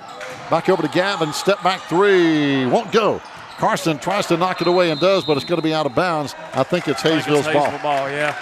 Carson tried to get it, but at least Carson is back playing with a taped up ankle. But Noah Wolf is out, Judea Littlejohn is out. As we mentioned, Cameron Blankenship we knew was out. Yeah. Man, it's a shame because, I mean, I don't know. Hey, we went after the ball and they got it back door. But we recover on defense. Yes, we did. Recover. We almost gave up an easy backdoor layup. Asher Brown over on the right wing. 1.5 minutes to play. They can play keep away. Yeah, they're going to take the air out of it right here. They're going to force us to go man. Yeah. And I'd keep it in 14's hands at all costs. Absolutely. He's the go-to guy. How many points does he have? Almost 28. Almost 30, yeah. Yep. There's McClure. And that's the difference in this game and the games you watch on TV. There's no shot clock.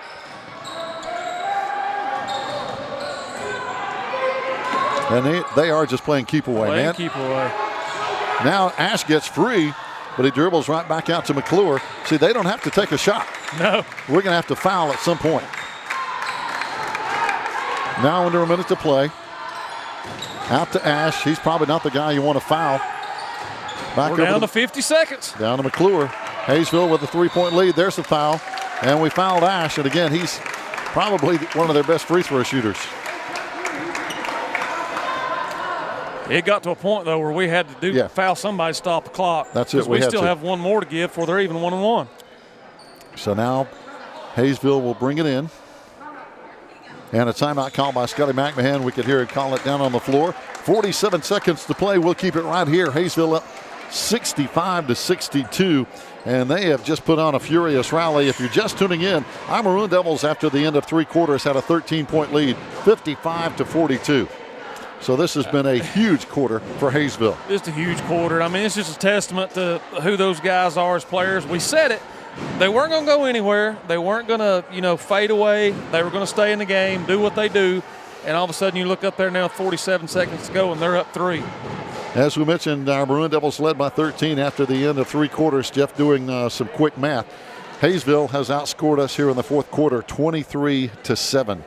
Holy cow. If my math is correct. And, there's a lot that goes into that, but that's what a championship team will do. Yep. I mean, that's just what they do. That's it. That's why they're coming in. They already had the regular season conference title wrapped up. Look at this. They're running around trying to get somebody open, and they do. Hey, I've never seen that. In all my days, I've never seen that. That was a circus inbounds. And now we foul Brown. And is that number 7? Yeah, should put him to the line now, 1-1. So Asher Brown, the only freshman on the floor for either team, is going to shoot 2 big free throws, which could make this a 2-possession game. Yeah, he's 2 for 3 on the night. Got fouled right before the half. And he hits the front end. Now it's a 4-point Yellow Jacket lead. And now they're going to call a timeout. And now the question is, did they intentionally miss the second free throw to try to get the ball back on an offensive rebound and run out some more clock? I don't think so. I think he'll put the ball in the hole, go up 5, and play good, tough defense. Yeah, because that makes it a 2-possession game now. That makes it even tougher. Coach Cottrell's not stupid. He knows right now we've got 2 primary scorers. That's it on the floor right now with Isaiah and Cooper. So we've got to find a way to spring one of those guys. A nice 3 by Cooper would be what I want. Yep, that'd be huge. Yeah. 4-point game, and if they hit this free throw to make it 5, you've got to have 1-3. Yeah. And I'm sure if we score a quick basket, Coach will probably take a timeout if we've got some left, set up a defense, and then go from there. So this 41 seconds could still take a while. Oh, no doubt. This is where that chess match comes into play. And at last score, and again, this was it's been a while back, Murphy led Robbinsville by 5. And that's not the result we want, because if we lose this one and Murphy wins, Murphy's going to get that number 2 playoff seed, and our Maroon Devils will have to hope for a potential wild card. And they get the second free throw. Now it's a 5-point Murphy lead. Maroon Devils with the ball inbounds. Down by 5, 67-62. Oh, over and back. Yep, we made a mistake there. He was straddled the line. I don't know that he ever established true position in our front court. Good point. He was straddling the line. Yeah. They're going to give the ball to Hayesville. So it's too late on the appeal, looks like. Now Hayesville can really run out some more clock. Here's a foul on Brown again out in front. But he was literally, 1 foot was in one court, 1 foot was in the other. Yeah. And that's going to put Brown back to the line where he's 4 or 5 tonight, hit his last 2. So that freshman, he's played a ton of minutes tonight. He really has. He's handled this environment really well for a youngster. Yep. His first free throw is good. He's kind of going to be the, after Colby Ash graduates, he'll be the heir point guard. Yeah, I think so. 2 for 2 again. That's 4 in a row for this young man in this kind of pressure. Now a 7-point Hayesville lead. Maroon Devils have to come down and shoot in a hurry. Here's Cooper off the glass, no good. Carson puts it up, no good. And McClure on the rebound. Down the floor, we're going to have to foul again. There's Carson reaching in. Can't get a foul called, and now there's the foul. Isaiah grabs Ash. And with 14 seconds to play, I would dare say Colby can seal it. Yeah, I'm afraid that's going to do it, and it's a shame because our guys gave an absolute valiant effort tonight. I mean, from the opening gun, we battled injuries, we battled foul trouble, and it just it just didn't come together for us tonight like we wanted. Ash first free throw is good. Basically, 32 minutes of playing time. Our Maroon Devils have led probably 28 of those minutes. Yeah, that's right. Now, those are tough to lose. Tough to lose, especially with what all was on the line tonight with playoffs and all that. That gives Ash 30 points. That's worth noting. But I'll tell you, man, you line these two teams up with everybody full bore, we're just as good as Hayesville. Oh, no doubt. Long three is going to be no good, and that's going to be probably the final shot of the game. Hayesville has it, and that's it. So an undefeated season for Hayesville. We got to congratulate those guys. I mean, that's phenomenal. Anytime you can do that, big time. No doubt. They finished the season 12-0 in conference play. Our Maroon Devils will finish 7-5. Now we've got to hope that Robbinsville can beat Murphy. And unfortunately, as I look at these numbers, Jeff, that might not help. Even if Murphy finishes at 7-5, we'll be tied as we are 7-5. That's right. And Murphy has the tiebreaker with 2 wins. Yep, they beat us twice. So at that point, all we can hope for is a potential wild card, and I've not looked at it to know if we even have a good shot at that. So just stay tuned, Maroon Devil fans. We don't really know what's going to happen. Hey, that's it. But it's not looking good. Yeah, the selection committee will have those seedings released on Saturday. That's one reason why the conference wanted to play tonight, to give us an extra day and then get ready for the playoffs coming up next week. Hayesville obviously is going. Now the question is who else will be coming into the playoffs from our Big Smoky Conference. Yeah, and we want to, wish those guys luck. Hope they represent the SMC well as they start on their playoff run.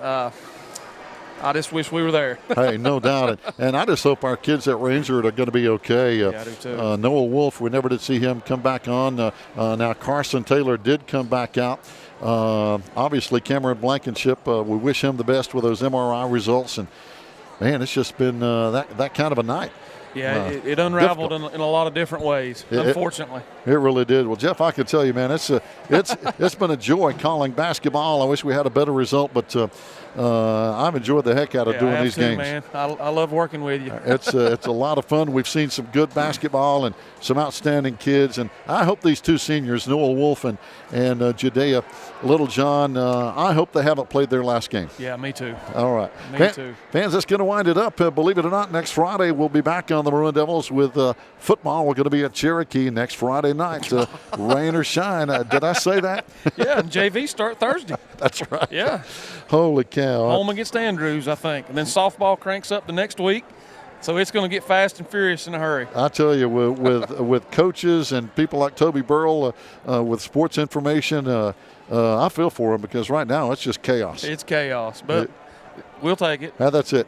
We're putting the maroon and white on, getting to play, and we'll do the best we can. Well, I tell you, and I know Toby, he's already said this, hey, after last season when we couldn't even play, we'll do whatever it takes to be able to play. I think he said he'd put on a space suit and a space helmet. He did. He did say that. And coach softball. We ought to hold that to him. I think we should have one game. Jeff, hey, you take care, my friend. You too, buddy. And hopefully we've got more games coming up down the line. But we'll keep it posted here on social media. And thanks to Toby Burrell with the camera, Joe Holt upstairs running the show. But tonight it was a tough one for the Maroon Devils to lose to a very good Hayesville Yellow Jacket team. So long, everybody, from your friends right here on the Maroon Devils Network.